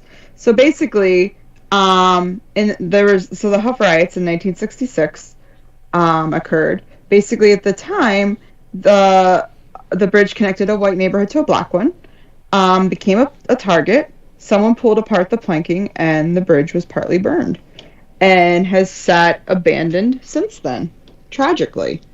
And now, more than a half century later, both of those neighborhoods are, really struggling, and with a lot more attention on, on past and racial tension and how that's kind of carried on to the present. There's some new attention being refocused on possibly rescuing the bridge. So basically, Cleveland Mayor Justin Bibb and new Ward 5 Council member Richard Starr are putting behind an effort to revitalize the communities, and there's 2 nonprofits that have applied for the bridge's designation as a National Historic Landmark, and also want it named as a city landmark, with the thought that then it would qualify for federal historic preservation grants towards restoring the bridge. And it would, and I think this is the perfect quote by Bianca Butts, who's the director of neighborhood planning and engagement at the Burton Bell Carr Community Development nonprofit, that the physical restoration of the bridge can be a bridge to restoring a community. It's very symbolic but tangible. As somebody who is not just a planner but also works, so I work as a small town planner, so I wear a lot of different hats. I also do historic preservation planning. And so I think it's worth pointing out here that these would be very specifically grants that are targeted towards historic preservation and are only earmarked for that purpose, and that it would have far broader benefits for lots of reasons, right? That it's it's a project that's kind of perfect for kind of reconnecting these neighborhoods, restoring a beautiful bridge, that would not just be a civic amenity, but also would kind of heal some wounds,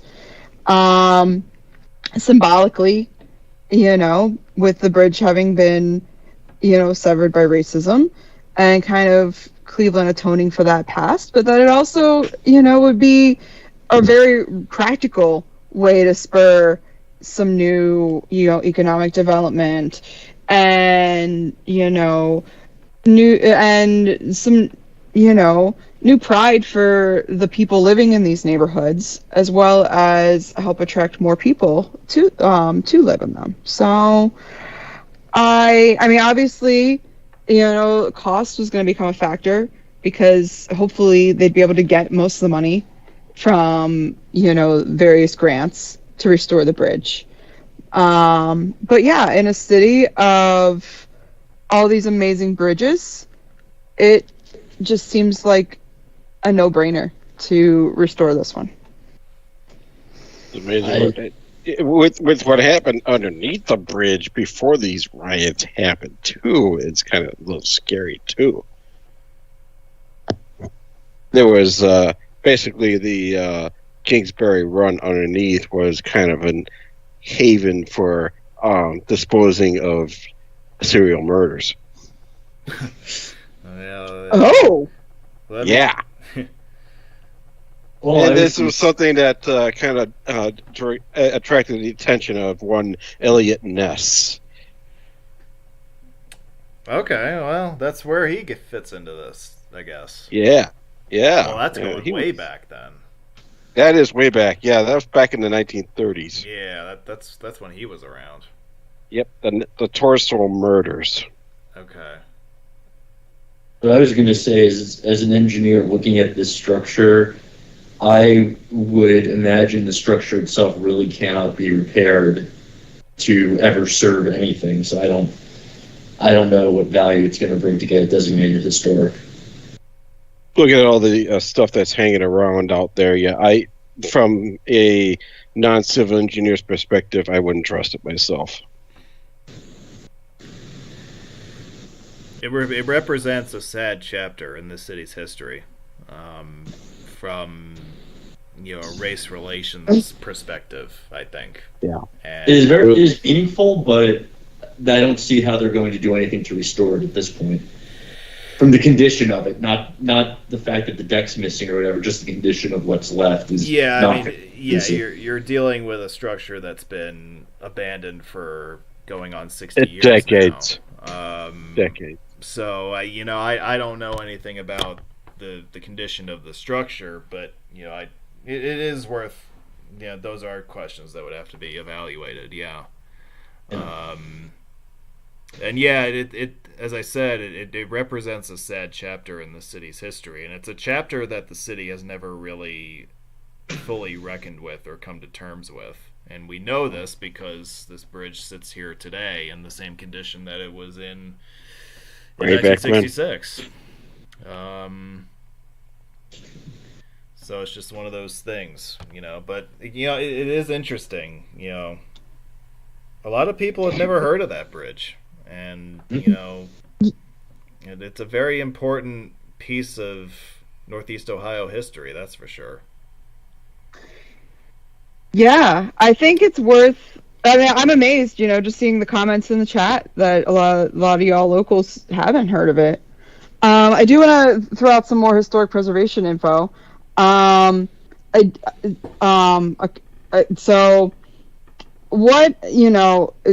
I don't know Cleveland's specific city program, but I do know that having it designated as having it listed, say, on like the National Register of Historic Places, as a National Historic Landmark, doesn't mean so. It would put restrictions on, on how the bridge would be restored, but it also, if it turned out that, they landmarked it and then it turned out that the bridge wasn't salvageable and they needed to, tear it down and build a completely new replica or whatever, that they would probably still be able to do that, provided that, they showed the engineering proof, like, hey, we physically can't, we've explored all our options and this is, the one we have to go with.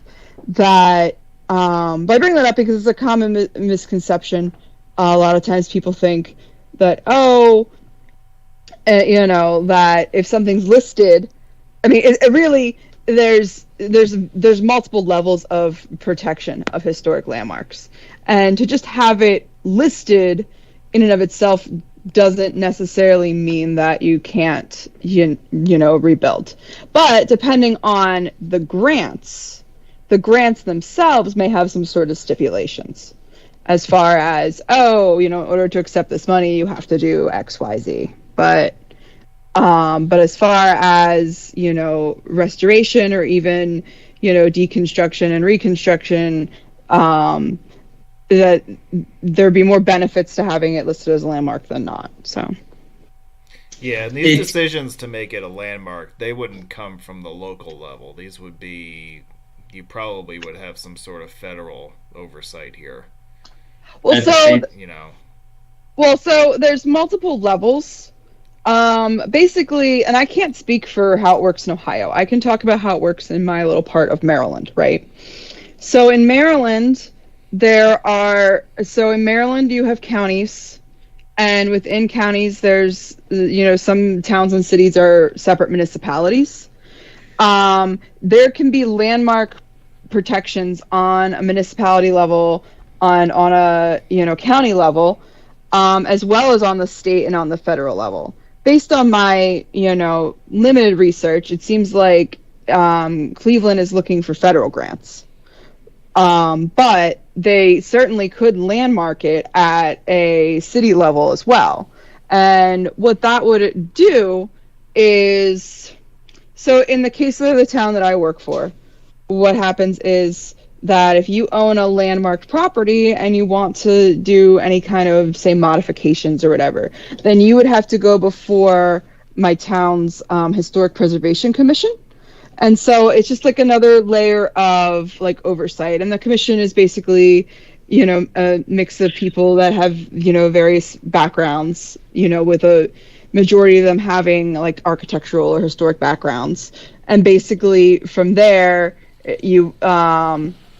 it's sort of from like an advisory standpoint. So in this case with the Sidaway Bridge, it seems like they're looking for federal, but they could also landmark it at a city level. And I'm sure that Cleveland probably has some sort of commission or advisory board or something like that.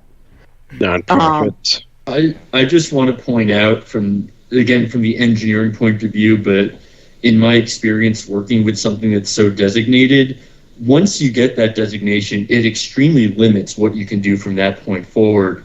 So in this case, for example, you get the bridge in the condition that it's in, and it's designated a historic landmark.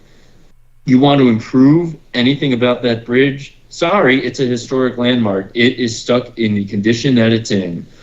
And that is honestly the way the engineering works here. That would be a waste of effort, Steve, honestly, if they tried to do it this way. Yeah, you want to make this functional again? Nope, you can't replace the parts in this. You have to keep it. It so restricts what you can do and how you have to go about it. It is not worth it. If you value this bridge, don't get it designated. Fix it up and then get it designated. Honestly. Yeah. Again, my experience is all on the local level, so I can't say. So you're right. Maybe from a federal level, there's a lot more restrictions. Or for a structure versus, it depends what you're getting registered also. Right. I mean, that's a good point. I do know that. So we don't have any bridges in my town. In Hartford County, they do have some bridges, and that are historically designated, and I do know, because I sit in as an audience member on the Hartford County Historic Preservation Commission meetings, that it's. I know that there was a truss bridge that recently got damaged in a storm, and so they came before it's a county-owned bridge, so the county highway department actually came before the Historic Preservation Commission and basically, presented their case, like, here are the things that we're replacing like for like, here are the things that we have to replace with a replica, because we can't get the like parts anymore, but this is the best we can do. Historic Preservation unanimously approved it and was like, oh, this looks beautiful. So I think, again, it depends on the level of government. And my experience at the local level is that generally, but then again, on the local level, you're not dealing with grants and you're not dealing with that sort of stuff. You have different stories. That's absolutely all right to have different stories about this. Right. And also, so a benefit, again, not to go on a whole, because we could do a whole episode about historic preservation. So last comment is that, so again, I sit as the liaison of my town's, the staff liaison of my town's Historic Preservation Board. And Historic Preservation Commission, excuse me. And the main reason why people get their properties landmarked is because the town offers tax rebate benefits. And so in those sort of cases that again, people are, the town, isn't directly giving a grant, but they're giving these, these like rebates. So, yep. So before we move on in this, we did not ever touch on the one other bridge that I was looking at. And early on, we looked at the Detroit Superior Bridge, I believe, and the Center Street Bridge next to it. And that is the area I would return to for this discussion. You're talking about the Superior Viaduct, aren't you? Exactly. There we go. Yeah. There is a piece of it that exists still. That is why I bring it up, because it is a piece of an actual historic bridge that we can have here to consider. So I don't know. Do you have a view of it that we can? I did visit it in August, but I didn't include it here. It was a crossing of the Cuyahoga. Yeah. Late 19th into the early 20th century. I believe it was. It is cobblestone, but I believe it was for all manner of vehicles, including horse-drawn and automobiles, and at one point trolley as well. And so it was replaced by other bridges, but for some reason the western part, or the southwestern part of that viaduct, was never demolished and has now been purposed today into a sort of park recreational area. And so it's something to see when you go. Yeah, which I did get to check out when I was in town last year.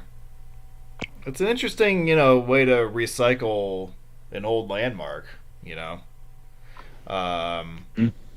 But yeah, I didn't include it in this PowerPoint because it's not a existing bridge over the river. But you are right. If you like, the old history stuff, we were talking about the Sidaway Bridge for a few minutes, but the Superior Viaduct, or the remnant of it on the west bank of the river there, right across from downtown, is definitely worth a visit also. I count it as a bridge across the river, just not a current one. Thanks for touching on it. That's all I wanted to touch on there. So. Well, I'm glad you reminded me because I actually forgot about that one.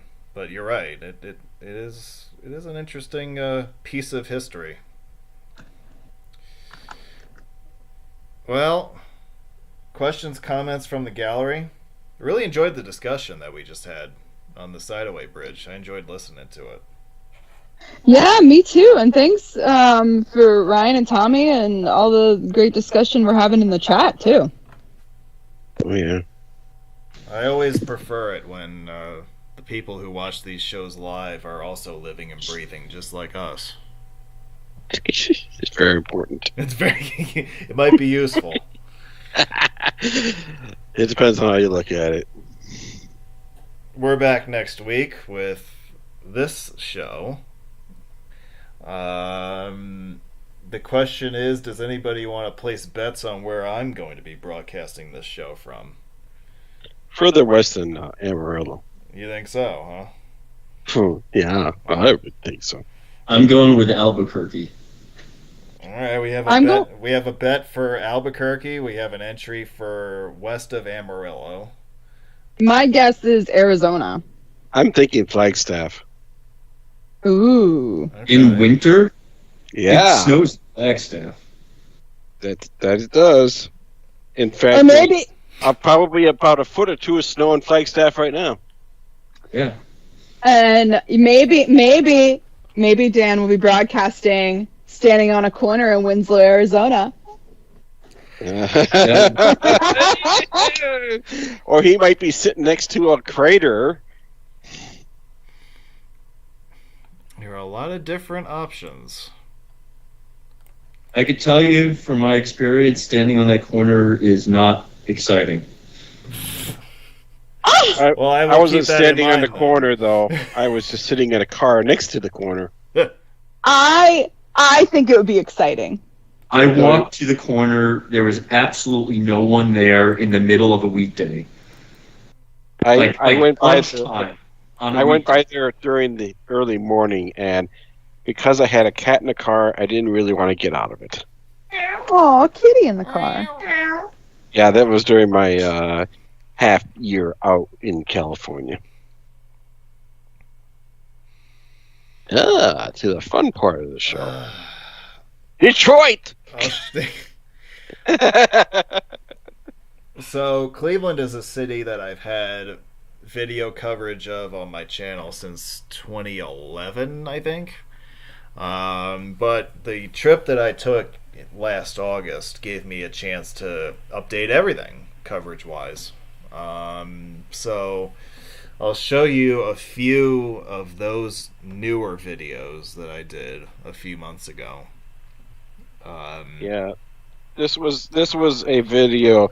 This was a drive that I had quite the challenge of trying to figure out, because I was trying to get below into the flats from this bridge, and it's like it's navigation where you have to figure out, oh yeah, I had to turn left and then really turn left again in order to get down below. Yeah, I think that's kind of what I was trying to do at the end of this video also. I had a couple of attempts that failed, and it's like, yeah, you turn left right here. Too late. Yeah. There we go. Yep. You get down below the bridge onto that pivoting bridge that was closed at the time that you went there.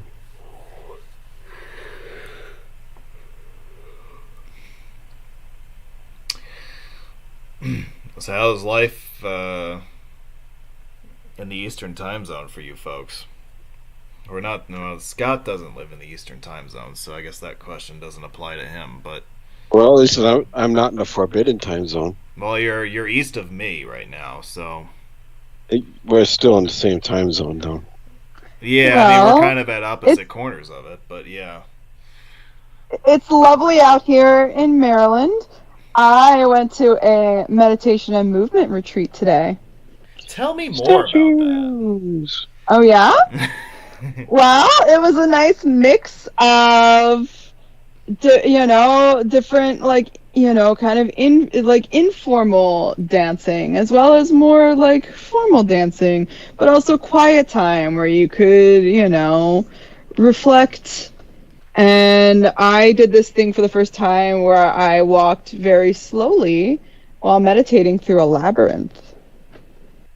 I thought it was really cool. Did they destroy the labyrinth after you walked it because nothing can be permanent? Well, funny enough, yes, because the labyrinth was just taped with painter's tape onto the carpet. So, yeah. Oh, it was pretend labyrinth. It was a pretend labyrinth. But I thought it was very lovely. And, as I've mentioned before on this channel, I belong to a Unitarian Universalist congregation. So much more, I don't know what the word is I'm looking for. People with lots of different faith backgrounds and beliefs. Freeze that, will you, Dan? Is that 4 highways, and that was not the Madison Beltline. Wait, what did you want me to do? Oh, it's too late. Those shields at the end. There were 4 shields, 1 U.S. and 3 state, all going the same direction. Oh yeah, coming in from the east side into the square. They all bundle one by one. Yeah, it's not on this video. Yeah. And 422 would have followed one of the freeways, I believe, had everything been built. Yeah. Yeah, I think it was reserved for the Central Freeway. Yeah, but so that kind of, when all those freeways got axed, it kind of threw all the designations downtown into disarray for a little while. Yeah, no doubt. It put everything on one everything road into the square. Yeah. Yeah, it put everything on the same street. And yeah, it's not a freeway, but yeah, this happened to the Madison Beltline. You had a couple, 3 or 4 interchanges of 4 U.S. routes on it. Yeah. Madison, Wisconsin, by the way, if you're wondering. Yeah, if you're it's a great place. I've actually never been to Madison. That would be a great webinar. Yes. With fantastic cheese curds. Yeah. Is this I-90 exiting off itself? Yeah, one of the many examples, as we've already outlined. Yeah. Yeah, let's see. New York, Cleveland, or should I say Albany, Cleveland, Chicago, twice, Wisconsin, Montana. I can't think of any other ones out west either. Yeah, I think it stays pretty straight for the most part out west. But yeah, out here in the Eastern time zone, it kind of does its exits own off thing. itself for quite a bit. Yeah. It was nice clinching I-80 recently because once you get past the Quad Cities, it's pretty much just I-80 the rest of the way. Mm-hmm. Nice and easy. All right, Sacramento. Sure. Well, kind of. Not even anymore. I-80's on my bucket list, but that's less important than 2 things over the next 2 years. Visiting me has to be one of them. That's the... Did I mention 2? I meant to say 3rd. I can't believe I've been somewhere that Dan hasn't. I've been to Madison, Wisconsin. You have? Yeah, everybody's been to... And you didn't tell me about it? Well, this was before I knew you. Oh, that's true. I thought we were going to have a... Otherwise, I would have definitely visited Wisconsin. I'm about an hour away from Madison. Now. Well, next time I'm there, I definitely will visit. I have accomplished engineering work in Madison. It was fun. You weren't responsible for the Clearview signs that were up there for a while, were you? Never in my life have I been or will I be responsible for Clearview signs. I am a licensed engineer. I would lose my license over that. Good. That's a good one. Yeah. How much Milwaukee do you have? Me? Uh-huh. All of it? We should do a webinar on that. I think if you go back in the archives, you'll find that one of my first ones that I ever did was from there. Ooh. Ooh, I think you got me on that one. Did you eat at AJ Bomber's, though? The best burgers ever. Doesn't sound familiar. Then you got to go back. Yeah, you do. Every time I'm anywhere near Wisconsin, I detour to Milwaukee for that. So. Oh, okay. Yeah, it's a very loaded burger. Oh yeah. The pandemic took one of them out. Not the downtown one that I love. No, the downtown one is still there. The OG. one that was in Wauwatosa is gone. Ooh, sad. Very good. We're on the Shoreway here, about to go into the curve.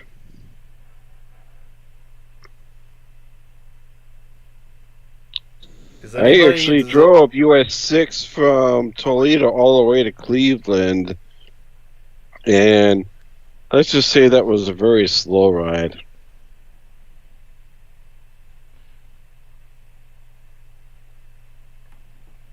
Here's a question I have. Between Amarillo and, say, Barstow on I-40, is there any place that I should stop to eat along the way that you guys have been to? I cannot answer that question because I had to hastily go along I-40 for the reasons of the guest in the car. I just thinking along The kitty! Yes. It was what I've done there along 40 and 66. There is nothing that comes to mind as a must-eat in that entire stretch. But when you're do stop in New Mexico and have a green chili burger somewhere because that is their signature. I just couldn't tell you which place, but everyone will have it. Just find one that looks good.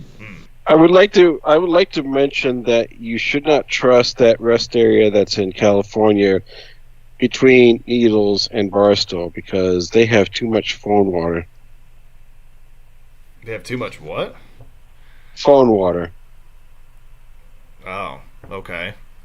The way that they write this, the way that they wrote the signs, and they kept them that way.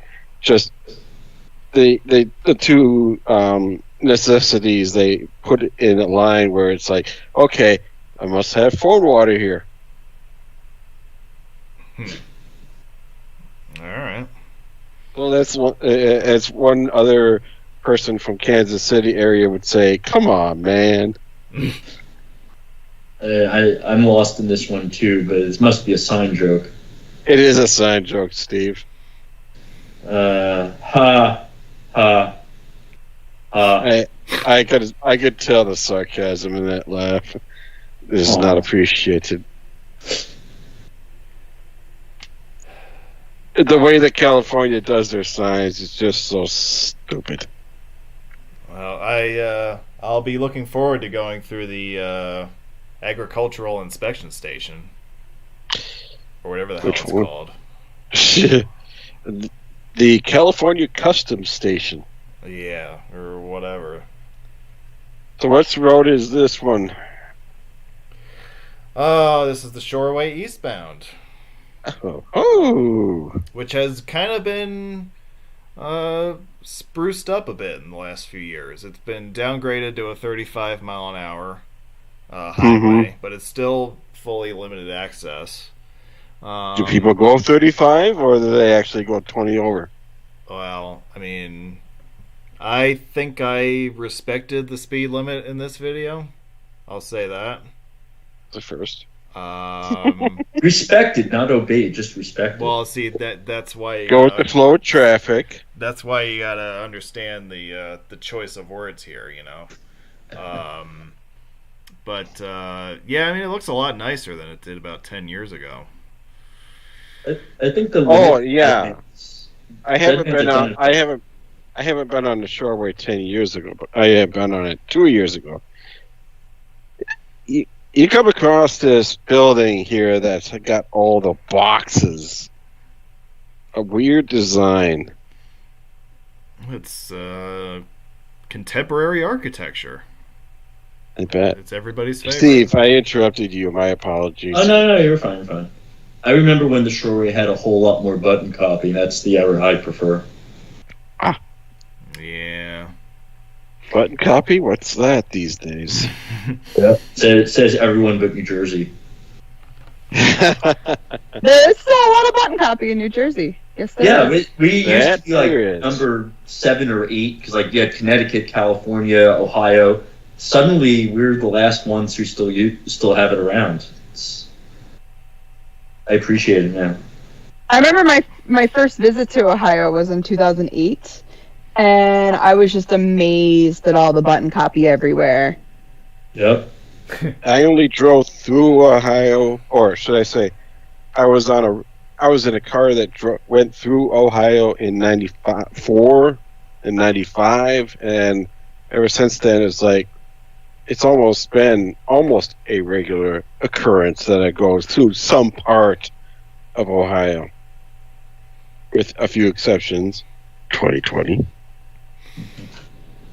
Yeah, I think I said earlier, I don't know if I did, that I said my first time to Cleveland was in 2021. That is not true. So my first time really exploring Cleveland was in 2021. Because my first time in Cleveland was actually with Steve in 2014.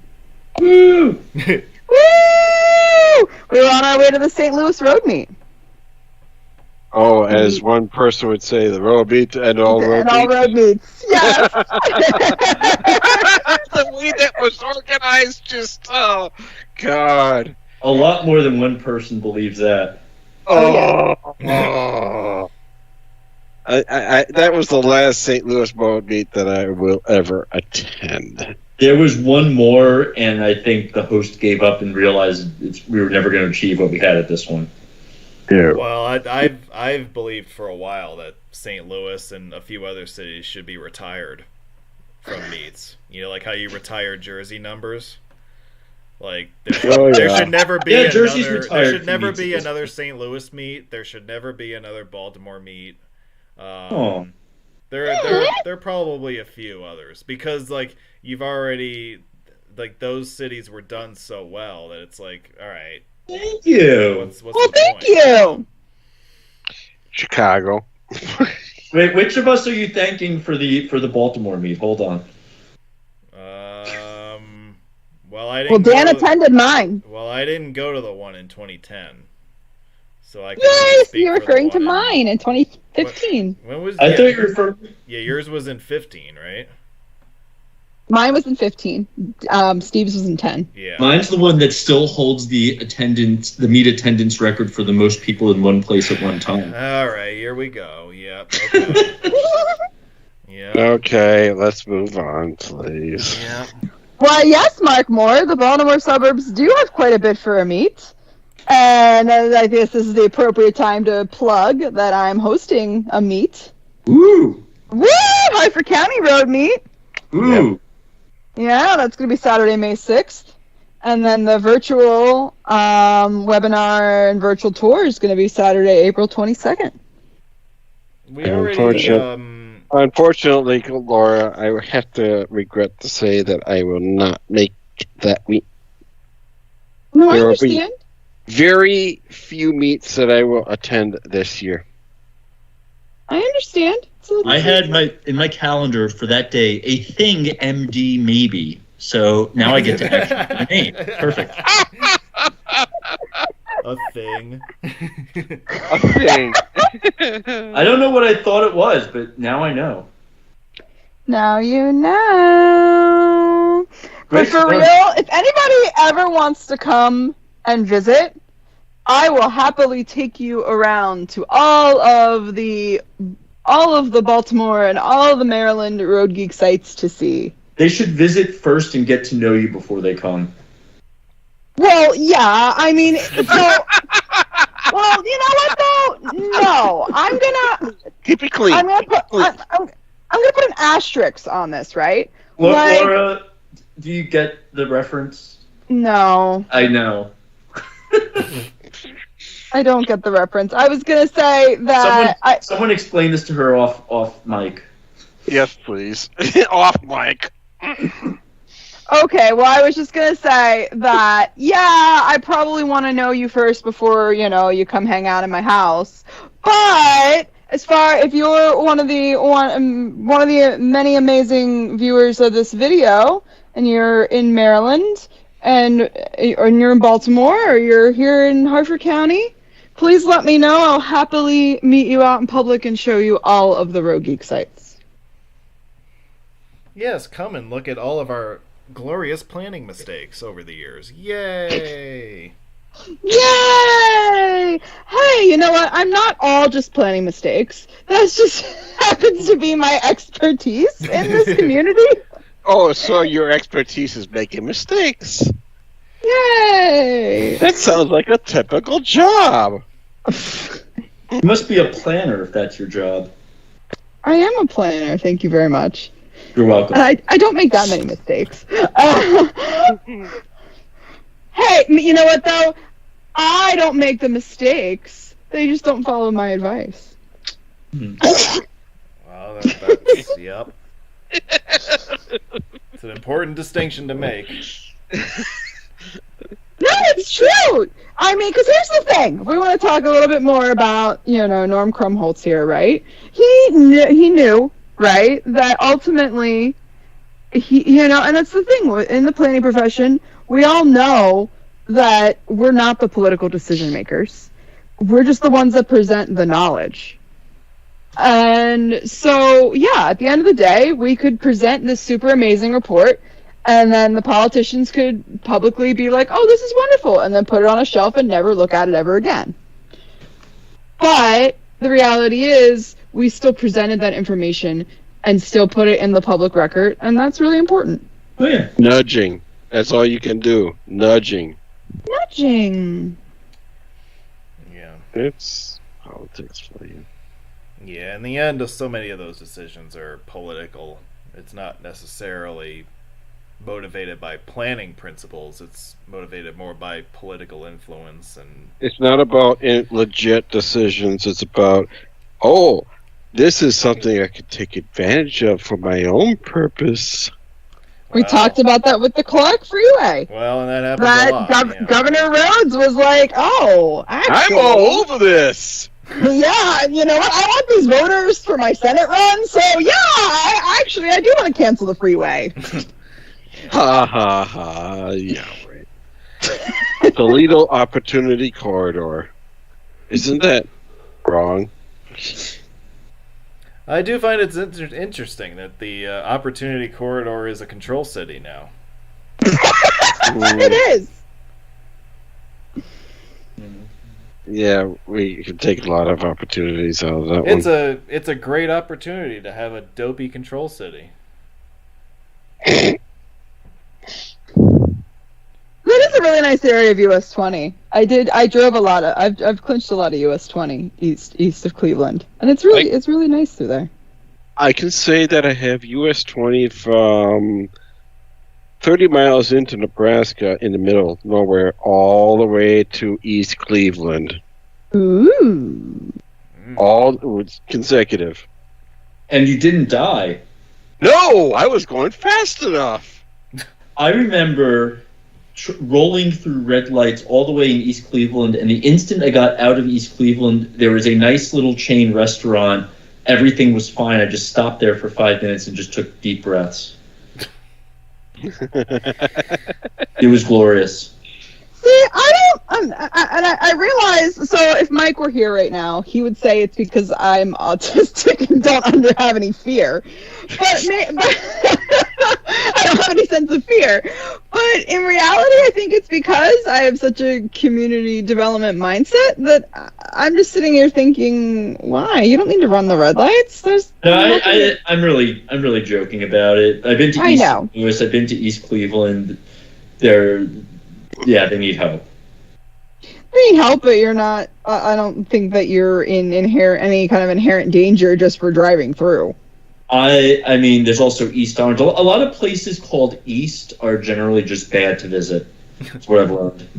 East LA. Yeah, see, East. Something about East just does it. East New York. East Dubuque. I can't say East Milwaukee. That would be East Milwaukee. East Milwaukee would be just a little bit of a drowning incident. Right, it's kind of like how, South Detroit isn't a thing. Took East the midnight Detroit, train too. going anywhere. What would East Milwaukee be? Good Rapids? It's gosh darn Rapids, don't you know? Gosh darn Rapids. Gosh darn Rapids. That's all I'm going to say on this channel. I will say that in a lot of my planning work that I've done over the years, I've gotten some very odd stares and some very confused looks. Like, why are you in this neighborhood? Oh, I'm here for the such community development meeting. Why are you here in this neighborhood? Because you are there for this. Yeah, but I mean, I think that, I'm an enigma to a lot of people anyway. But yeah, I've gotten some odd reactions, but I'm not afraid to go really anywhere. Well, that's a good trait to have. Well, thank you. Not a lot of people have it. I know that. Yeah. Last time when I was on 490 and 21, yeah, the opportunity corridor wasn't open, and a lot of 490 was that interchange was practically just completely closed. Yeah, they did have it closed off for a while. Basically the entire channel, it looked like a T interchange the way it was built. Yeah. Was set up. Well, because there were two different projects. There was the Opportunity Corridor project, which was the more recent one, and then they had some of those ramps closed, I think, for a period of time after the new Unbuilt Bridge was completed.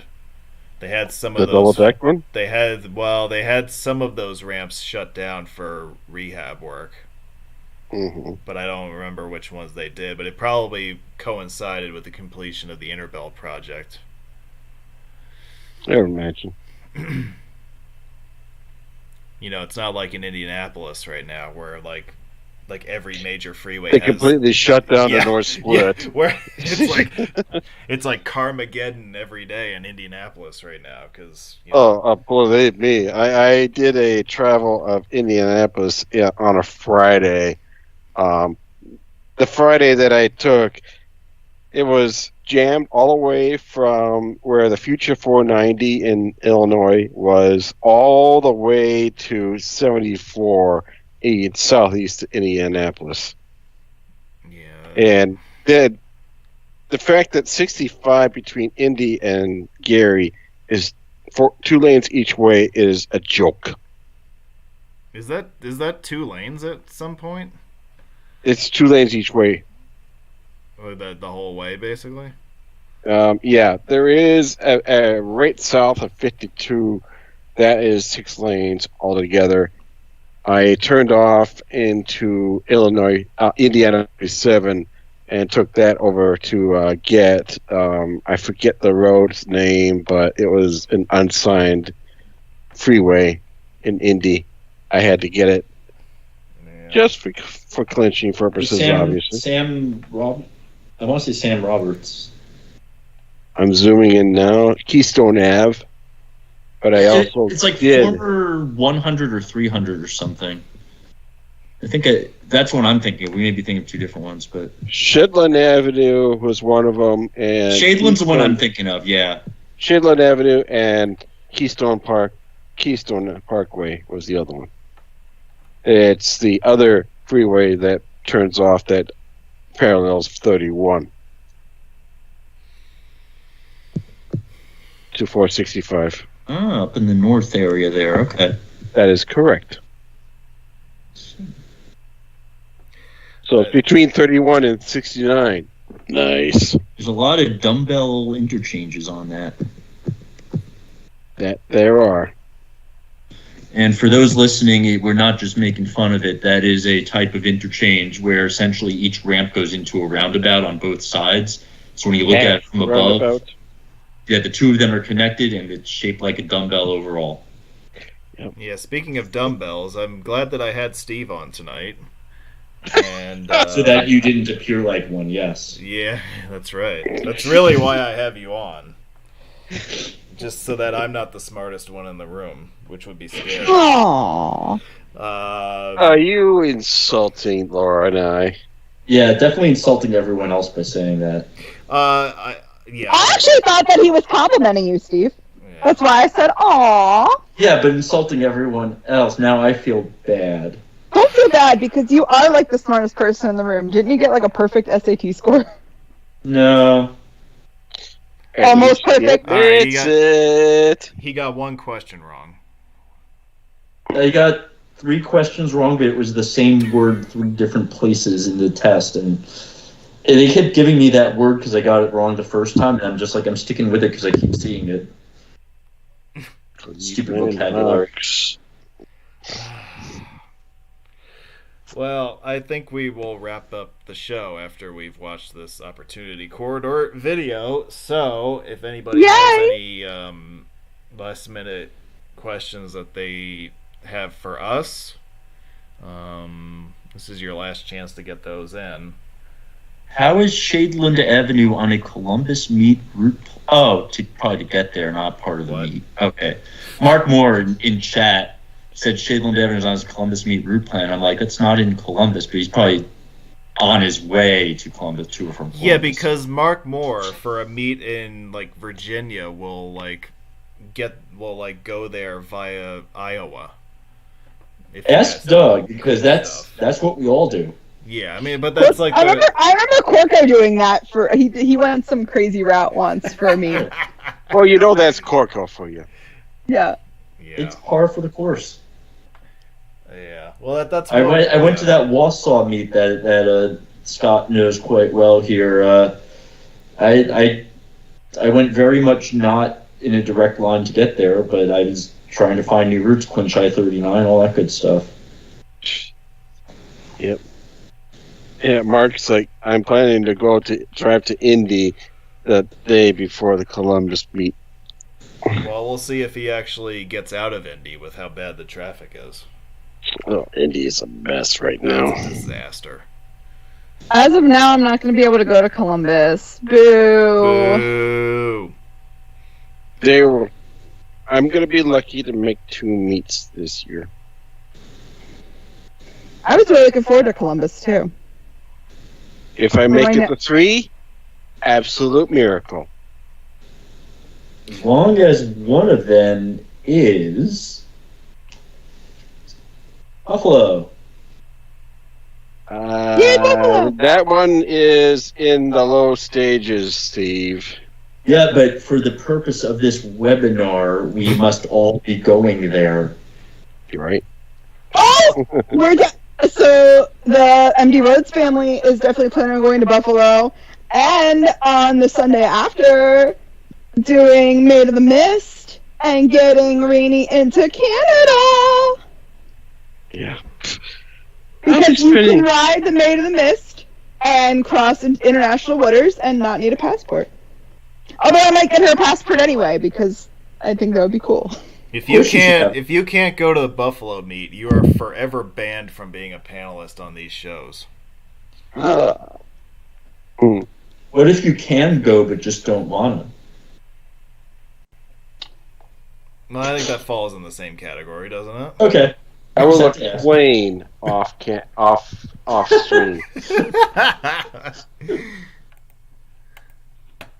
Yeah, I will explain off stream, Dan. Why do I hear your knuckles cracking when you say that? Yeah, I don't know. I'm glad I'm not anywhere near him right now. But, Who? Alright, well, we're going to wrap up for the night. I want to thank Scott and Steve and Matt and Laura for being our panelists tonight. I want to thank all of you who joined us live in the chat. Really enjoyed the conversations that we had, both between our panelists here and from the live chat folks as well. You guys were great tonight. So thank you all for that. We'll be right back here next Saturday with another live show. As I said, the big question is, where will I be streaming from? You know, that's and you tune in next week. Tune in next week to find out. The word is roadway whiz. Yeah, yeah, that's right. We should definitely start a pool or something just to see like what people think where people think I'm gonna end up. But until then, we'll sign off and we'll call it a day right here. So thank you all very much for joining us. Hope you enjoyed this episode. Hope you found it useful. And we look forward to seeing you again next time. So from all of us here, happy traveling. Peace out. Good night. Bye. Bye. Bye. Judging from the